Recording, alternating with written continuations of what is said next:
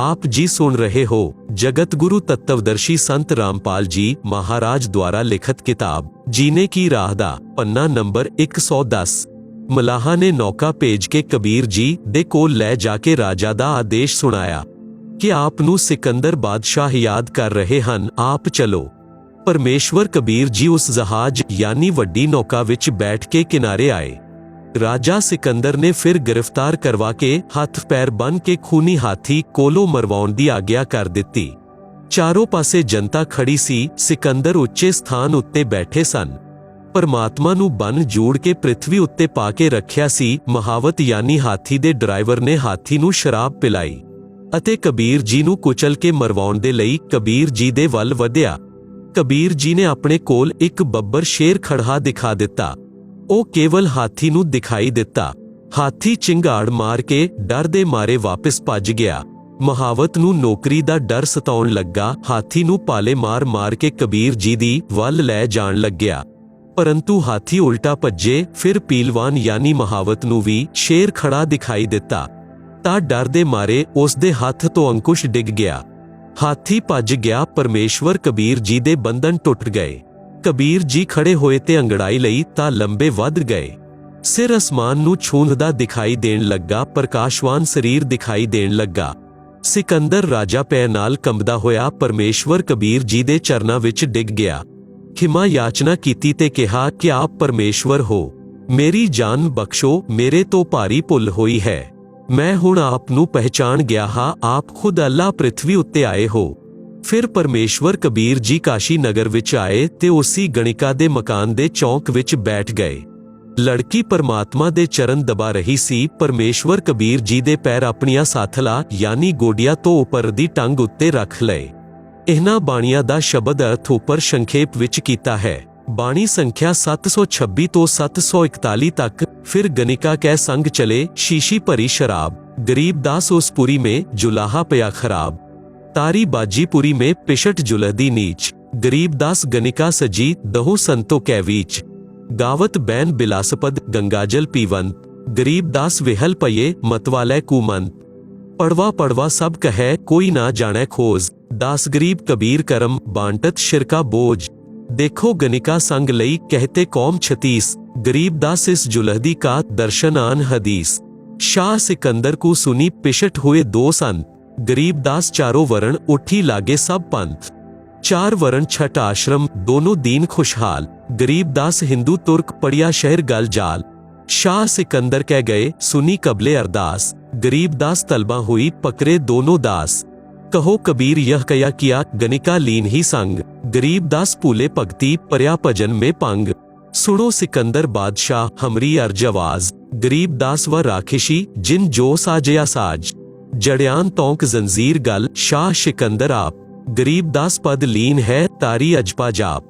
हाथों जड़ी हथकड़ी पग बेड़ी पहराए। गरीबदास बीच गंग में तहां दीना छिटकाए। चढ़े गए तौक जंजीर सब लागे किनारे आए। गरीबदास देखे खलक सियो काजी बादशाह। नीचे नीचे गंगाजल ऊपर आसन थीर। गरीबदास बूढ़े नहीं बैठे अदर कबीर। जो हचर्ज कैसा पया देखे दोनों दीन। गरीबदास काजी कहे बांदी दया जल सीन। गल में फांसी डार करी बांदो शिला सुधारे। गरीबदास जोर जुलदी जब बूढ़े गंगतार।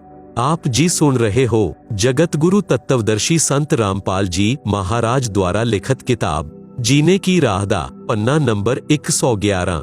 शिला तरी जब नाव में बांदी गले कबीर। गरीबदास फंद टूट के ना डूबे जलनीर। शिला चली शाहौर को देखत काशी ख्याल। गरीबदास कबीर का आसन अदर हमाल। तीर बाण गोली चले तोप रहकलियो शोर। गरीबदास उस जुलहदी कह गई एक नहीं और। अदर तार गोले बहे जल के बीच गबाक। गरीबदास उस जुलहदी पर शास्त्र छूटे लाख। तोप रैकले सब चले तीर बाण कमान। गरीबदास व जुलहदी जल पर रहे अमान। अदरी तार अपार गति जल पर लगी समाधि। गरीबदास निज ब्रह्मपद खेलै नादे अनादे। जुलम हुआ बूढ़े नहीं शस्त्र लागे ना बाण। गरीबदासीब कौन गति कैसे लीजै प्राण। लगी समाधि अगाध में बिचरे काशी गंग। गरीबदास किलोल सर छूहैन चरण तरंग। चयार पर गोले बगे तमी मुल्क मैदान। गरीबदास पोखर सूखे रहे कबीर अमान। अपनी करनी सब करी थाके दोनों दीन, गरीब दास अब जुलहदी पैठी गए जलमीन। डूबा डूबा सबे कहे हो गए गारत गोर, गरीब दास कबले तनी तुम आ गए कया जोर। आनंद मंगल होत है बटें बिदाई बेग, गरीब दास उस जुलहदी पर फिर गई रेती रेग। हस्ती कोड़े चढ़त है पान मिठाई चीर, गरीब दास काशी खुशी बूढ़े गंग कबीर। जावो करे रैदास कै हिलकारे हजूर, गरीब दास खुस्या कहो कहियो नहीं कसूर। चालर टोलक बजत है गावैन शब्द कबीर, गरीब दास रैदास संगी दोनों एक ही तीर।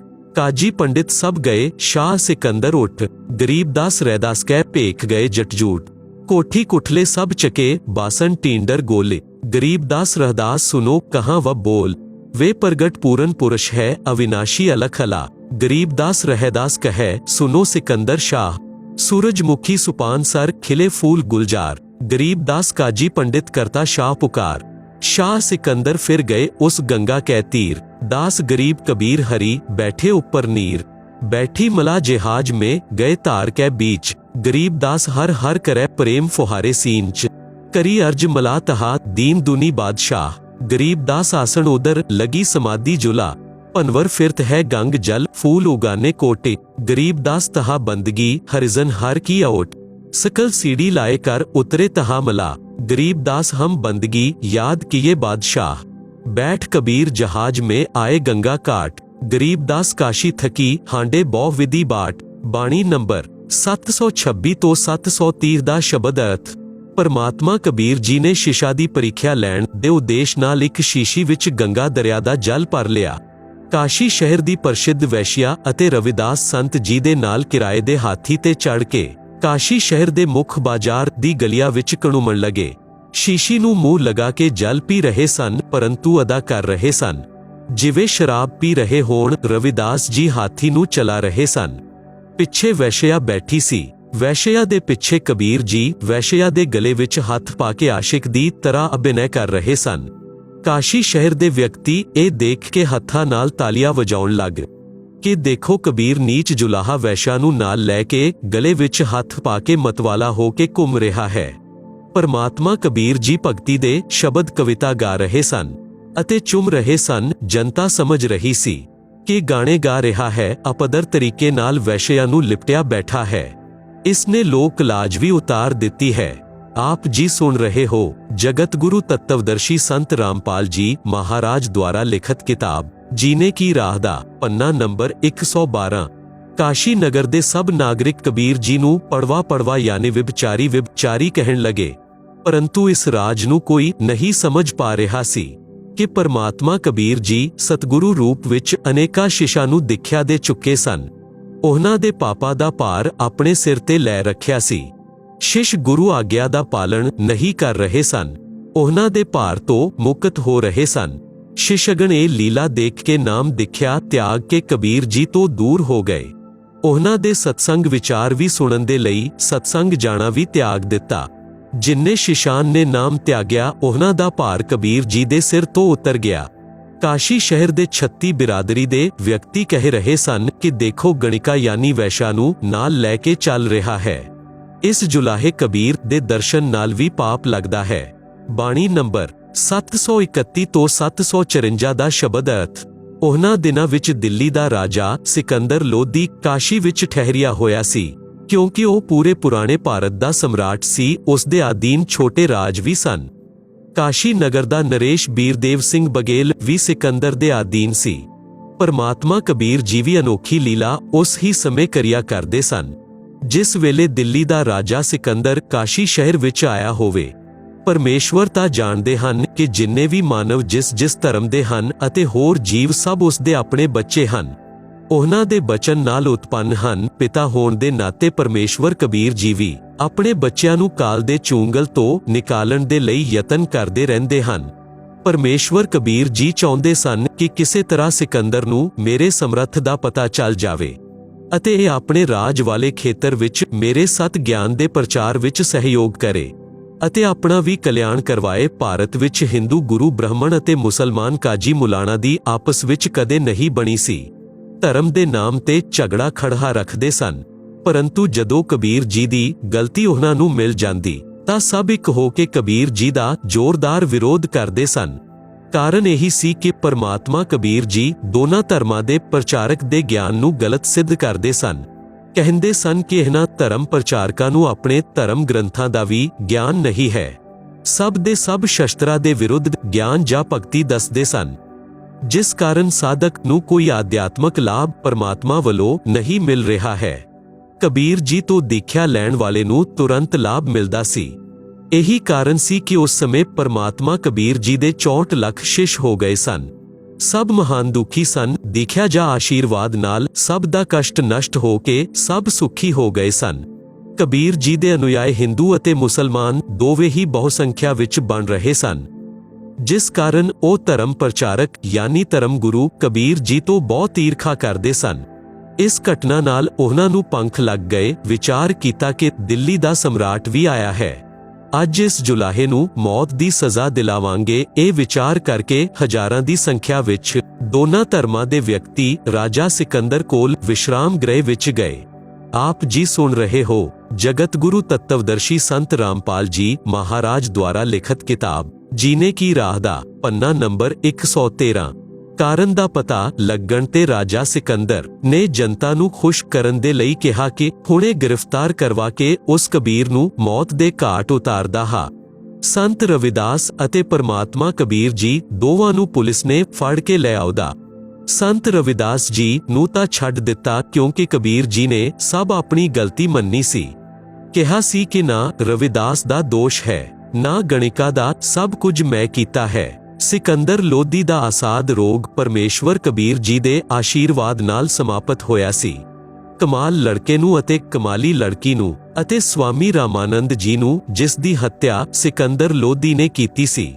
ਰਾਜਾ ਸਿਕੰਦਰ ਵੀ ਕਬੀਰ ਜੀ ਨੂੰ ਗੁਰੂ ਮੰਨਦਾ ਸੀ, ਪਰੰਤੂ ਜ਼ਿਆਦਾ ਜਨਤਾ ਨੂੰ ਦੇਖ ਕੇ ਅਤੇ ਨਾ ਕਾਬਿਲੇ ਮਾਫੀ ਅਪਰਾਧ ਮੰਨ ਕੇ ਕਾਨੂੰਨ ਵਿਵਸਥਾ ਬਣਾਏ ਰੱਖਣ ਦੇ ਉਦੇਸ਼ ਨਾਲ ਸਿਕੰਦਰ ਨੇ ਕਬੀਰ ਜੀ ਨੂੰ ਗ੍ਰਿਫਤਾਰ ਕਰਵਾਇਆ।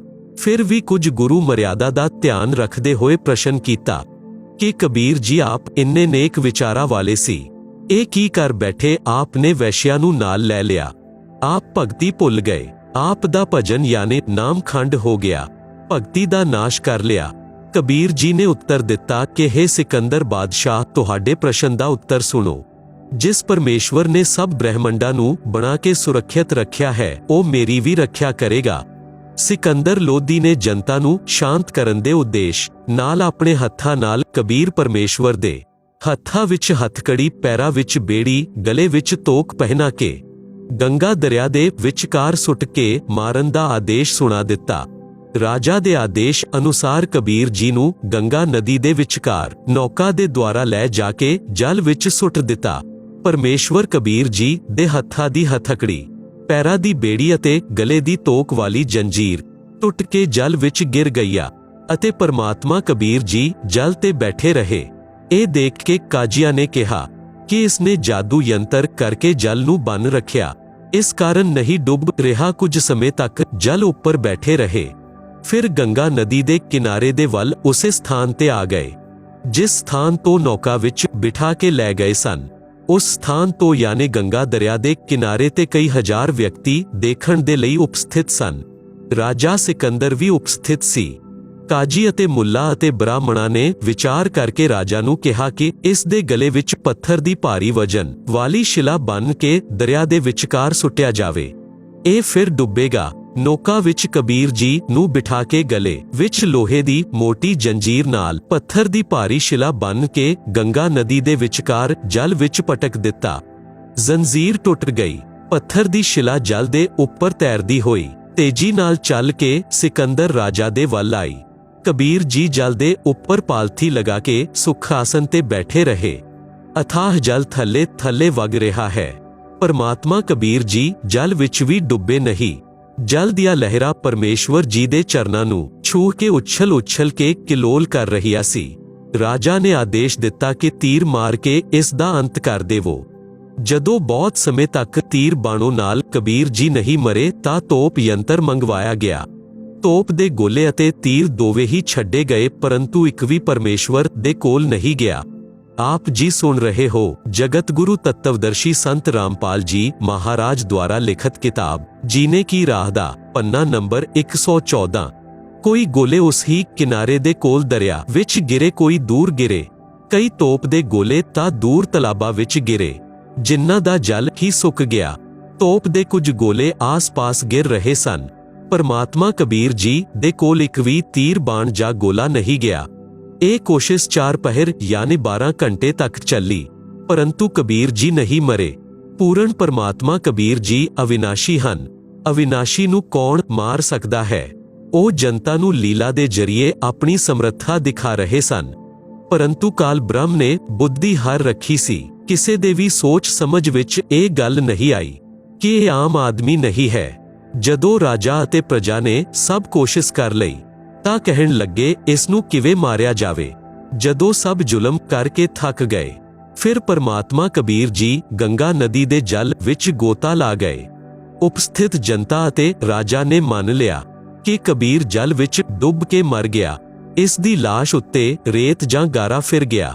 ਕਬੀਰ ਜੀ ਦੇ ਮਰਨ ਦੀ ਖੁਸ਼ੀ ਵਿੱਚ ਲੋਕ ਢੋਲ ਵਜਾਉਣ ਲੱਗੇ, ਨੱਚਣ ਗਾਉਣ ਲੱਗੇ ਅਤੇ ਮਿਠਾਈ ਵੰਡਣ ਲੱਗੇ। ਰਾਜਾ ਵਿਸ਼ਰਾਮ ਗ੍ਰਹਿ ਵਿੱਚ ਚਲਾ ਗਿਆ। ਕਾਜੀ, ਮੁੱਲਾ ਅਤੇ ਪੰਡਿਤਜਨ ਮਿਲ ਕੇ ਰਵਿਦਾਸ ਦੇ ਘਰ ਗਏ। ਉੱਥੇ ਉਹਨਾਂ ਨੂੰ ਅੰਦਰੋਂ ਕਬੀਰ ਜੀ ਦੀ ਆਵਾਜ਼ ਸੁਣਾਈ ਦਿੱਤੀ। ਉਹ ਪਰਮਾਤਮਾ ਦੀ ਮਹਿਮਾ ਦੇ ਸ਼ਬਦ ਯਾਨੀ ਕਵਿਤਾ ਗਾ ਰਹੇ ਸਨ। ਰਵਿਦਾਸ ਜੀ ਨੂੰ ਦੱਸਣ ਗਏ ਸੀ ਕਿ ਜਿਸ ਨੂੰ ਆਪ ਅਵਿਨਾਸ਼ੀ ਕਹਿੰਦੇ ਸੀ, ਉਹ ਕਬੀਰ ਮਰ ਗਿਆ। ਘਰ ਦੇ ਅੰਦਰ ਗਏ ਤਾਂ ਕਬੀਰ ਜੀ ਰਵਿਦਾਸ ਜੀ ਦੇ ਨਾਲ ਬੈਠੇ ਸਨ। ਦੋਵੇਂ ਸ਼ਬਦ ਗਾ ਰਹੇ ਸਨ। ਦੇਖ ਕੇ ਵਾਪਸ ਜਾ ਕੇ ਸਿਕੰਦਰ ਨੂੰ ਦੱਸਿਆ ਕਿ ਕਬੀਰ ਮਰਿਆ ਨਹੀਂ, ਉਹ ਤਾਂ ਰਵਿਦਾਸ ਜੀ ਦੇ ਘਰ ਬੈਠਾ ਹੈ। ਹਜ਼ਾਰਾਂ ਦੀ ਸੰਖਿਆ ਵਿੱਚ ਕਾਸ਼ੀ ਦੇ ਕਾਜੀ, ਮੁੱਲਾ, ਪੰਡਿਤ ਅਤੇ ਜਨਤਾ ਰਵਿਦਾਸ ਜੀ ਦੇ ਘਰ ਗਏ। ਉੱਥੇ ਕਬੀਰ ਜੀ ਨਹੀਂ ਮਿਲੇ। ਰਵਿਦਾਸ ਜੀ ਤੋਂ ਪੁੱਛਿਆ ਕਿ ਕਬੀਰ ਜੀ ਕਿੱਥੇ ਹਨ? ਉਹ ਬੋਲੇ ਕਿ ਹੁਣੇ ਮੇਰੇ ਕੋਲੋਂ ਗਏ ਹਨ। ਕਹਿ ਰਹੇ ਸਨ ਕਿ ਗੰਗਾ ਵਿੱਚ ਇਸ਼ਨਾਨ ਕਰਕੇ ਆਉਂਦਾ ਹਾਂ। ਰਾਜਾ ਅਤੇ ਸਭ ਵਿਅਕਤੀ ਗੰਗਾ ਦੇ ਉਸ ਹੀ ਕਿਨਾਰੇ ਉੱਤੇ ਗਏ ਤਾਂ ਪਰਮਾਤਮਾ ਕਬੀਰ ਜੀ ਜਲ ਦੇ ਉੱਪਰ ਪਹਿਲਾਂ ਦੀ ਤਰ੍ਹਾਂ ਬੈਠੇ ਮਿਲੇ। ਦਰਿਆ ਦੇ ਵਿਚਕਾਰ ਬੈਠੇ ਸਨ। ਛੋਟੇ ਸਮੁੰਦਰੀ ਜਹਾਜ਼ ਵਿੱਚ ਮਲਾਹ ਯਾਨੀ ਜਹਾਜ਼ ਚਾਲਕ ਅਤੇ ਹੋਰ ਕੁਝ ਵਿਅਕਤੀ ਗਏ ਅਤੇ ਕਿਹਾ ਕਿ ਆਪ ਜੀ ਨੂੰ ਰਾਜਾ ਸਿਕੰਦਰ ਬੁਲਾ ਰਿਹਾ ਹੈ। ਜਹਾਜ਼ ਤੋਂ ਪੌੜੀ ਜੰਜੀਰਾਂ ਨਾਲ ਬੰਨ੍ਹ ਕੇ ਜਲ ਵਿੱਚ ਲਟਕਾਈ। ਕਬੀਰ ਜੀ ਪੌੜੀ ਤੇ ਚੜ੍ਹ ਕੇ ਜਹਾਜ਼ ਵਿੱਚ ਬੈਠ ਕੇ ਗੰਗਾ ਨਦੀ ਤੋਂ ਬਾਹਰ ਆਏ ਤਾਂ ਤੁਰੰਤ ਫੜ ਲਿਆ ਯਾਨੀ ਗ੍ਰਿਫਤਾਰ ਕਰ ਲਿਆ। ਖੂਨੀ ਹਾਥੀ ਤੋਂ ਕਬੀਰ ਪਰਮੇਸ਼ਵਰ ਨੂੰ ਮਰਾਉਣ ਦੀ ਕੁਚੇਸ਼ਟਾ। ਖੂਨੀ ਹਾਥੀ ਮਸਤ ਹੈ, ਪੱਗ ਬੰਦੇ ਜ਼ੰਜੀਰ। ਗਰੀਬ ਦਾਸ ਜਹਾ ਡਾਰਿਆ, ਮਸਕ ਬਾਂਧ ਕਬੀਰ। ਸੀ ਰੂਪ ਤਾਰਿਆ, ਭਾਗੇ ਉਲਟੈ ਫੀਲ। ਗਰੀਬ ਦਾਸ ਨਹੀਂ ਸਮਝਤੀ, ਯਾਹ ਦੁਨੀਆ ਖਲੀਲ। ਬਣੇ ਕੇਰੀ ਸਿਨ ਜਿਤ ਚੌਰ ਸ਼ਿਖਰ ਅਸਮਾਨ। ਗਰੀਬ ਦਾਸ ਹਸਤੀ ਲਖਿਆ, ਦਿਖੈ ਨਹੀਂ ਜਹਾਨ। ਕੂਟੈ ਸ਼ੀਸ਼ ਮਹਾਵਤ, ਅੰਕੁਸ਼ ਸ਼ੀਰ ਗਰਗਾਪ। ਗਰੀਬ ਦਾਸ ਉਲਟਾ ਪਗੈ, ਤਾਰੀ ਦੀਜੈ ਥਾਪ। ਭਾਲੇ ਕੋਖੀ ਮਾਰੀਐ, ਚਰਖੀ ਛੂਟੈ ਪਾਖ। ਗਰੀਬ ਦਾਸ ਨਾਹੀ ਨਿਕਟ ਜਾਏ, ਕਿਲਕੀ ਦੇਵੈ ਲਾਖ। ਜੈਸੀ ਭਗਤੀ ਕਬੀਰ ਕੀ, ਐਸੀ ਕਰੈ ਨਾ ਕੋਇ। ਗਰੀਬ ਦਾਸ ਕੁੰਜਰ ਥਕੇ, ਉਲਟੇ ਭਾਗੇ ਰੋਏ। ਦੁਮ ਗੋਵੇ ਮੋਂਡੀ ਤੂਨੈ, ਸੈਨ ਨਾ ਸਮਝੈ ਏਕ। ਗਰੀਬ ਦਾਸ ਦਿਖੈ ਨਹੀਂ, ਆਗੈ ਖੜਾ ਅਲੇਖ। आप जी सुन रहे हो जगत गुरु तत्वदर्शी संत रामपाल जी महाराज द्वारा लिखित किताब जीने की राह दा पन्ना नंबर 115। पीलवान देखिया तबै खड़हा केरी सींग। गरीब दास आए तहा धर मौला बहु रंग। उतरै मौला अरश तय, भाव भक्ति के हेत। गरीब दास तब शाह लखै, कबीर पुरुष सहेत। लीला की कबीर ने दो रूप में रहे दीस। दास गरीब कबीर कै पास खड़े जगदीश। जंपाई अंगड़ायान लंबे पये दयाल। गरीब दास उस शाह को मानो दर्शया काल। कोटे चंद्र शशि पान मुख, गिरद कुंड मुंड दुम लील। गरीब दास तहा ना टिके, पागी गए रनफील। नायन लाल पौ पीत है, डूंगर नक पहाड़। गरीब दास उस शाह को सिन रूप दीदार। मस्तक शिखर स्वर्ग लग, दीर्घ देह बिलंद। गरीब दास हर उतरे, काटन जम के फंद। गिरद नाभि निर्भय कला, दूंद करे नाही कोय। गरीब दास त्रिलोकी में, गाज तास की होय। ज्यो नरसिंह प्रहलाद कै, यू व नरसिंह एक। गरीब दास हर आया, राखण जन की टेक। बार बार सताए कर, मस्तक लीना पार। गरीब दास शाह यौ कहे, बक्सो ईब की टेक। तहा सिन ल्योलीन हुआ, परचाइब की वार। गरीब दास शाह यौन कहे अला दिया दीदार। सुन काशी के पंडितों काजी मुल्ला पीर, गरीब दास इसके चरण ल्यो अला अलख कबीर। यो कबीर अल्लाह है उतरे काशी ताम, गरीब दास शाह ज्यो कहे चगर मुए बेकाम। काजी पंडित रूठिया इस त्याग्या यो देश, गरीब दास छड़दल कहे जादू सिर हमेश। इन जादू जंतर क्या हस्ती दया पगाए, गरीब दास ईत ना रहे काशी बिडरी जाए। काशी बिडरी चहो दिशा थामन हारा एक, गरीब दास कैसे थंबे बिडरे बहुत अनेक।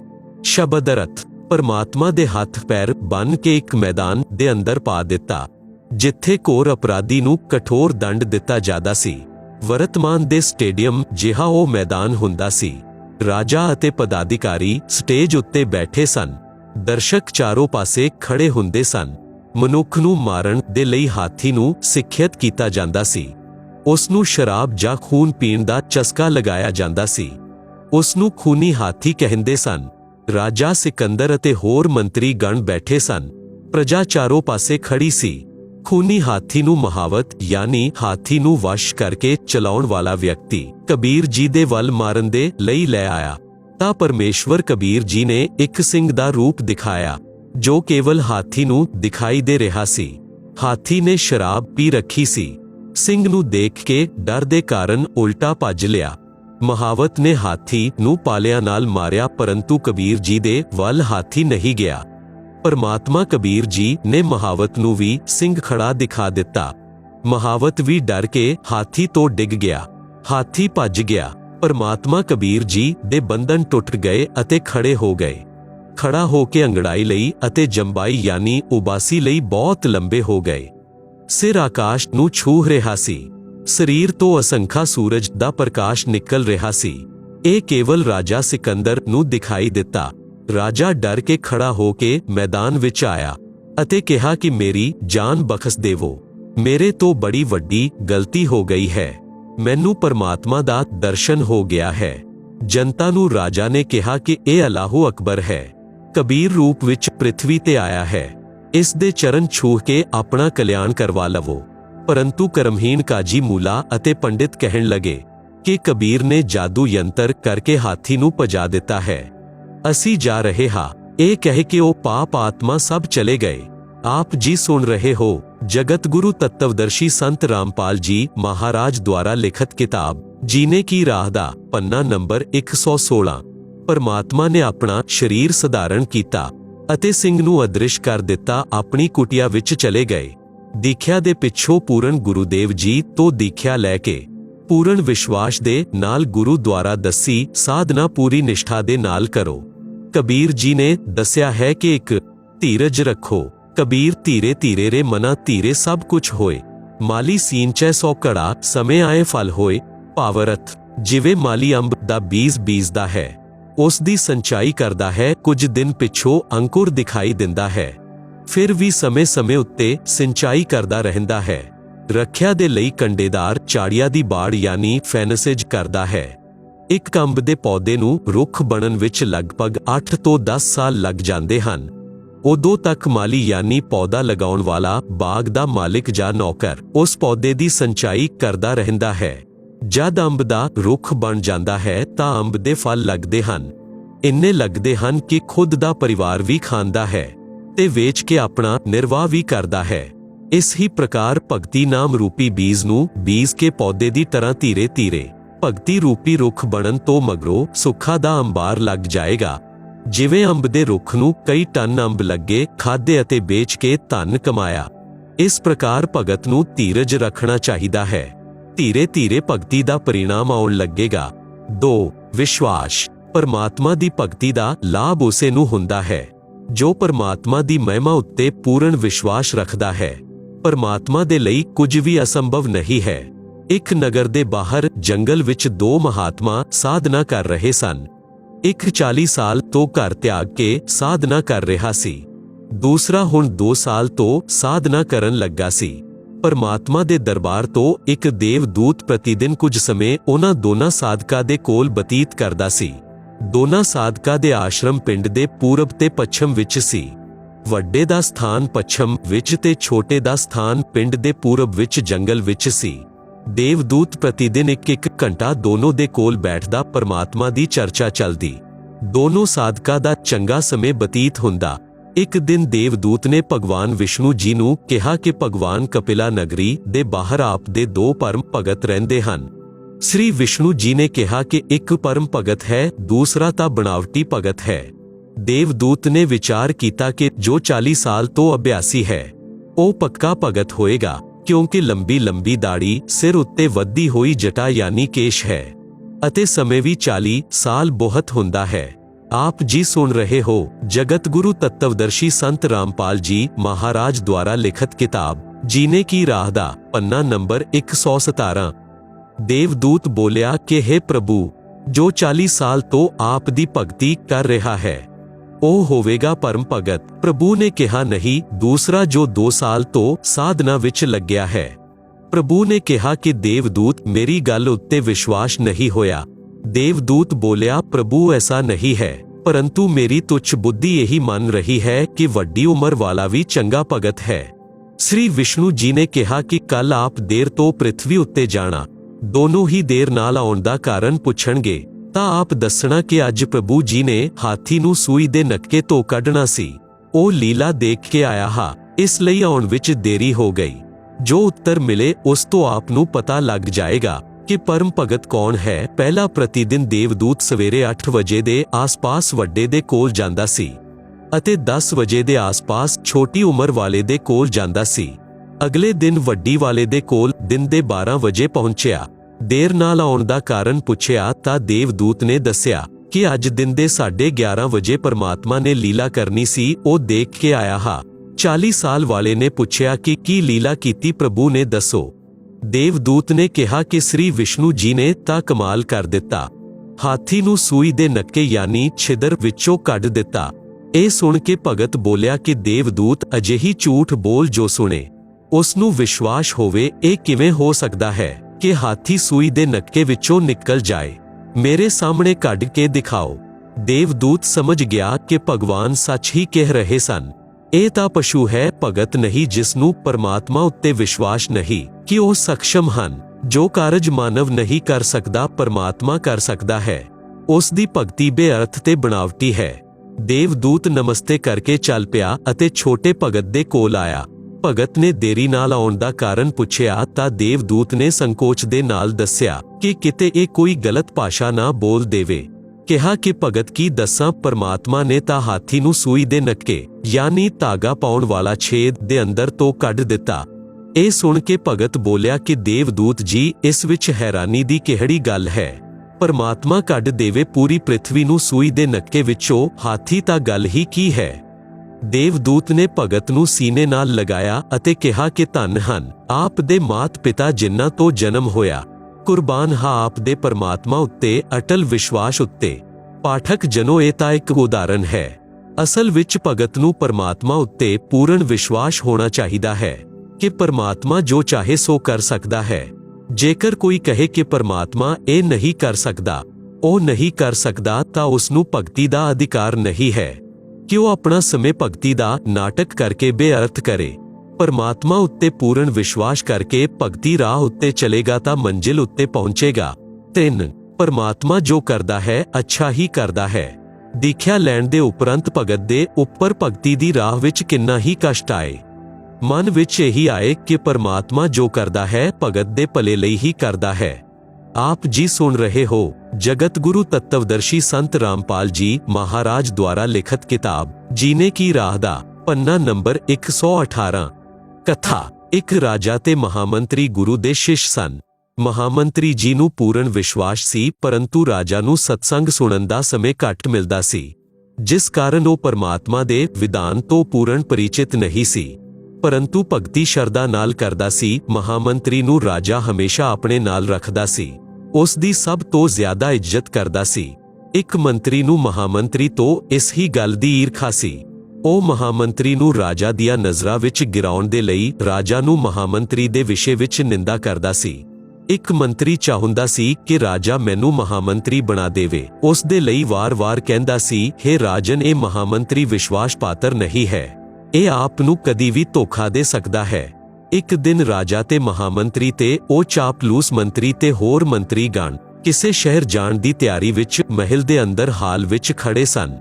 ਰਾਜਾ ਆਪਣੀ ਤਲਵਾਰ ਨੂੰ ਕੱਢ ਕੇ ਉਸ ਦੀ ਧਾਰ ਯਾਨੀ ਤਿੱਖਾਪਣ ਚੈੱਕ ਕਰਨ ਲੱਗਾ ਅਤੇ ਹੋਰ ਮੰਤਰੀਆਂ ਨਾਲ ਗੱਲਾਂ ਵੀ ਕਰ ਰਿਹਾ ਸੀ, ਜਿਸ ਕਾਰਨ ਨਾਲ ਰਾਜਾ ਦੇ ਹੱਥ ਦੀ ਇੱਕ ਉਂਗਲੀ ਕੱਟ ਕੇ ਗਿਰ ਗਈ।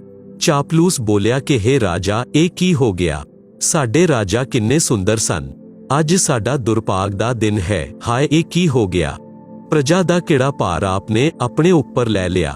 ਮਹਾਮੰਤਰੀ ਬੋਲਿਆ, ਚੰਗਾ ਹੋਇਆ, ਪਰਮਾਤਮਾ ਜੋ ਕਰਦਾ ਹੈ ਚੰਗਾ ਕਰਦਾ ਹੈ। ਰਾਜਾ ਦਰਦ ਨਾਲ ਵਿਆਕੁਲ ਸੀ ਤੇ ਉੱਪਰੋਂ ਇਹ ਸ਼ਬਦ ਸੁਣੇ। ਮਹਾਮੰਤਰੀ ਦੇ ਪ੍ਰਤੀ ਗੁੱਸਾ ਆਇਆ ਅਤੇ ਸੈਨਿਕਾਂ ਨੂੰ ਕਿਹਾ ਕਿ ਇਸ ਨੂੰ ਜੇਲ੍ਹ ਵਿੱਚ ਸੁੱਟ ਦਿਓ। ਐਸਾ ਹੀ ਕੀਤਾ ਗਿਆ। ਚਾਪਲੂਸ ਚੁਗਲਖੋਰ ਨੂੰ ਮਹਾਮੰਤਰੀ ਨਿਯੁਕਤ ਕਰ ਲਿਆ। ਉਂਗਲੀ ਦਾ ਉਪਚਾਰ ਕਰਾਇਆ। 6 ਮਹੀਨੇ ਵਿੱਚ ਉਂਗਲੀ ਦਾ ਕਾਵ ਭਰ ਕੇ ਠੀਕ ਹੋ ਗਿਆ। ਕੋਈ ਦਰਦ ਨਹੀਂ ਰਿਹਾ। ਹੁਣ ਰਾਜਾ ਦੇ ਸੱਜੇ ਹੱਥ ਵਿੱਚ 3 ਉਂਗਲੀਆਂ ਅਤੇ ਇੱਕ ਅੰਗੂਠਾ ਬਚਿਆ ਸੀ। ਰਾਜਾ ਆਪਣੇ ਨਵੇਂ ਮਹਾਮੰਤਰੀ ਤੋਂ ਅਤਿ ਪ੍ਰਸੰਨ ਸੀ ਕਿਉਂਕਿ ਉਸ ਦਾ ਦਾਅ ਲੱਗ ਗਿਆ ਸੀ। ਉਹ ਰਾਜਾ ਨੂੰ ਕਹਿੰਦਾ ਸੀ ਕਿ ਹੇ ਰਾਜਨ, ਮੈਂ ਤਾਂ ਆਪ ਜੀ ਨੂੰ ਬਹੁਤ ਵਾਰ ਕਿਹਾ ਸੀ ਕਿ ਇਹ ਆਪ ਨੂੰ ਧੋਖਾ ਦੇਵੇਗਾ। ਉਸ ਦਿਨ ਆਪ ਨੇ ਆਪਣੇ ਕੰਨੀ ਸੁਣ ਲਿਆ ਕਿ ਉਹ ਬੋਲਿਆ ਕਿ ਉਂਗਲੀ ਕੱਟ ਗਈ ਤਾਂ ਚੰਗਾ ਹੋਇਆ। ਉਹ ਤਾਂ ਆਪ ਜੀ ਦੇ ਮਰਨ ਵਿੱਚ ਖੁਸ਼ ਸੀ, ਕਦੀ ਆਪ ਨੂੰ ਮਰਵਾ ਦਿੰਦਾ।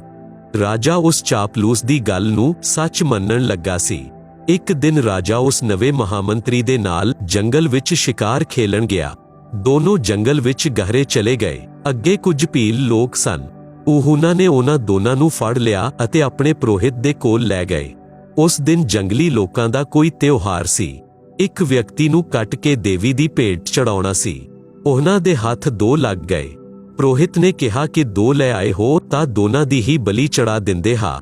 ਦੇਵੀ ਹੋਰ ਵੀ ਜ਼ਿਆਦਾ ਪ੍ਰਸੰਨ ਹੋ ਜਾਏਗੀ, ਪਰੰਤੂ ਪਹਿਲਾਂ ਇਹਨਾਂ ਦੀ ਜਾਂਚ ਕਰੋ ਕਿ ਕੋਈ ਅੰਗ ਭੰਗ ਨਾ ਹੋਵੇ, ਯਾਨੀ ਕਾਣਾ ਕੋਤਰਾ, ਹੱਥ ਜਾਂ ਉਂਗਲੀ ਕੱਟੀ ਨਾ ਹੋਵੇ। ਜਾਂਚ ਕੀਤੀ ਤਾਂ ਪਤਾ ਚੱਲਿਆ ਕਿ ਇੱਕ ਵਿਅਕਤੀ ਦੇ ਹੱਥ ਦੀ ਇੱਕ ਉਂਗਲੀ ਕੱਟੀ ਹੈ। ਪੁਰੋਹਿਤ ਨੇ ਕਿਹਾ ਕਿ ਇਸ ਨੂੰ ਛੱਡ ਦਿਓ, ਦੂਸਰਾ ਠੀਕ ਹੈ ਤਾਂ ਇਸ ਦੀ ਗਰਦਨ ਕੱਟ ਦਿਓ।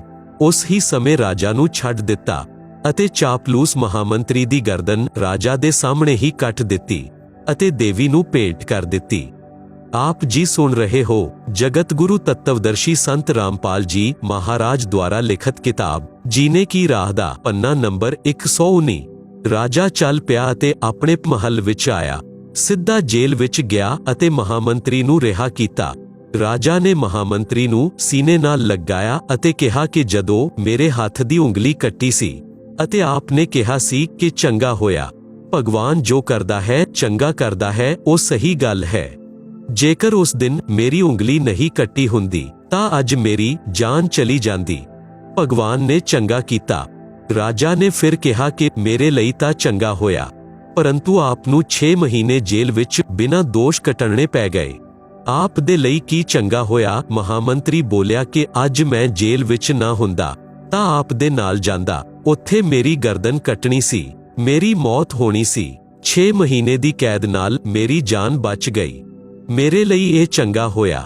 ਇਸ ਪ੍ਰਕਾਰ ਭਗਤ ਨੂੰ ਪਰਮਾਤਮਾ ਉੱਤੇ ਵਿਸ਼ਵਾਸ ਕਰਕੇ ਆਪਣੇ ਜੀਵਨ ਦੇ ਸਫ਼ਰ ਉੱਤੇ ਚੱਲਣਾ ਹੈ। ਇੱਕ ਲੇਵਾ ਇੱਕ ਦੇਵਾ ਦੂਤਮ, ਕੋਈ ਕਿਸੇ ਦਾ ਪਿਤਾ ਨਾ ਪੂਤਮ। ਇੱਕ ਕਿਸਾਨ ਦੇ ਘਰ ਇੱਕ ਪੁੱਤਰ ਉਤਪੰਨ ਹੋਇਆ। ਪੁੱਤਰ 8 ਸਾਲ ਦਾ ਹੋਇਆ ਤਾਂ ਪਤਨੀ ਦੀ ਮ੍ਰਿਤਯੂ ਹੋ ਗਈ। ਕਿਸਾਨ ਦੇ ਕੋਲ 16 ਏਕੜ ਜ਼ਮੀਨ ਸੀ। ਕੁਝ ਸਾਲ ਪਿੱਛੋਂ ਕਿਸਾਨ ਨੇ ਦੂਸਰੀ ਸ਼ਾਦੀ ਕੀਤੀ। ਉਸ ਪਤਨੀ ਤੋਂ ਇੱਕ ਪੁੱਤਰ ਉਤਪੰਨ ਹੋਇਆ। ਕੁਝ ਸਾਲ ਪਿੱਛੋਂ ਉਸ ਪਤਨੀ ਦੀ ਵੀ ਮ੍ਰਿਤਯੂ ਹੋ ਗਈ। ਕਿਸਾਨ ਦਾ ਪਹਿਲੀ ਪਤਨੀ ਦਾ ਪੁੱਤਰ 16 ਸਾਲ ਦਾ ਹੋਇਆ। ਉਸ ਦਾ ਵਿਆਹ ਕਰ ਦਿੱਤਾ। ਕਿਸਾਨ ਦੀ ਵੀ ਮ੍ਰਿਤਯੂ ਹੋ ਗਈ। ਛੋਟਾ ਲੜਕਾ 10-12 ਸਾਲ ਦੀ ਉਮਰ ਵਿੱਚ ਰੋਗੀ ਹੋ ਗਿਆ। ਕੁਝ ਦਿਨ ਉਪਚਾਰ ਕਰਾਇਆ, ਫਿਰ ਵੱਡੇ ਭਾਈ ਯਾਨੀ ਮੌਸੀ ਦਾ ਬੇਟਾ ਨੇ ਤੇ ਉਸ ਦੀ ਪਤਨੀ ਨੇ ਵਿਚਾਰ ਕੀਤਾ ਕਿ ਉਪਚਾਰ ਉੱਤੇ ਕਿਉਂ ਖਰਚਾ ਕਰਨਾ। ਜੇਕਰ ਮਰ ਗਿਆ ਤਾਂ ਇਸ ਦੇ ਹਿੱਸੇ ਦੀ 8 ਏਕੜ ਜ਼ਮੀਨ ਸਾਡੇ ਹਿੱਸੇ ਰਹਿ ਜਾਏਗੀ। ਇਹ ਵਿਚਾਰ ਕਰਕੇ ਨਾਲ ਦੇ ਪਿੰਡੋਂ ਜੋ ਵੈਦ ਉਪਚਾਰ ਦੇ ਲਈ ਲਿਆਏ ਸੀ, ਉਸ ਨੂੰ ਕਿਹਾ ਕਿ ਇਸ ਲੜਕੇ ਨੂੰ ਔਸ਼ਧੀ ਵਿੱਚ ਜ਼ਹਿਰ ਮਿਲਾ ਕੇ ਦੇ ਦੇਵੋ, ਅਸੀਂ ਆਪ ਨੂੰ ਧਨ ਦੇ ਦੇਵਾਂਗੇ। 500 ਰੁਪਏ ਦੇ ਲਾਲਚ ਵਿੱਚ ਵੈਦ ਨੇ ਉਸ ਲੜਕੇ ਨੂੰ ਔਸ਼ਧੀ ਵਿੱਚ ਜ਼ਹਿਰ ਖਿਲਾ ਕੇ ਮਾਰ ਦਿੱਤਾ। ਪਿੰਡ ਵਾਲਿਆਂ ਨੂੰ ਦੱਸਿਆ ਗਿਆ ਕਿ ਰੋਗ ਦੇ ਕਾਰਨ ਮ੍ਰਿਤਯੂ ਹੋ ਗਈ।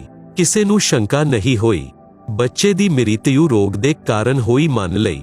ਉਸ ਮੌਸੀ ਦੇ ਬੇਟੇ ਦੀ ਮ੍ਰਿਤਯੂ ਦੇ 1 ਸਾਲ ਪਿੱਛੋਂ ਵੱਡੇ ਭਾਈ ਨੂੰ ਪੁੱਤਰ ਹੋਇਆ। ਖੁਸ਼ੀ ਦਾ ਕੋਈ ਠਿਕਾਣਾ ਨਹੀਂ ਰਿਹਾ।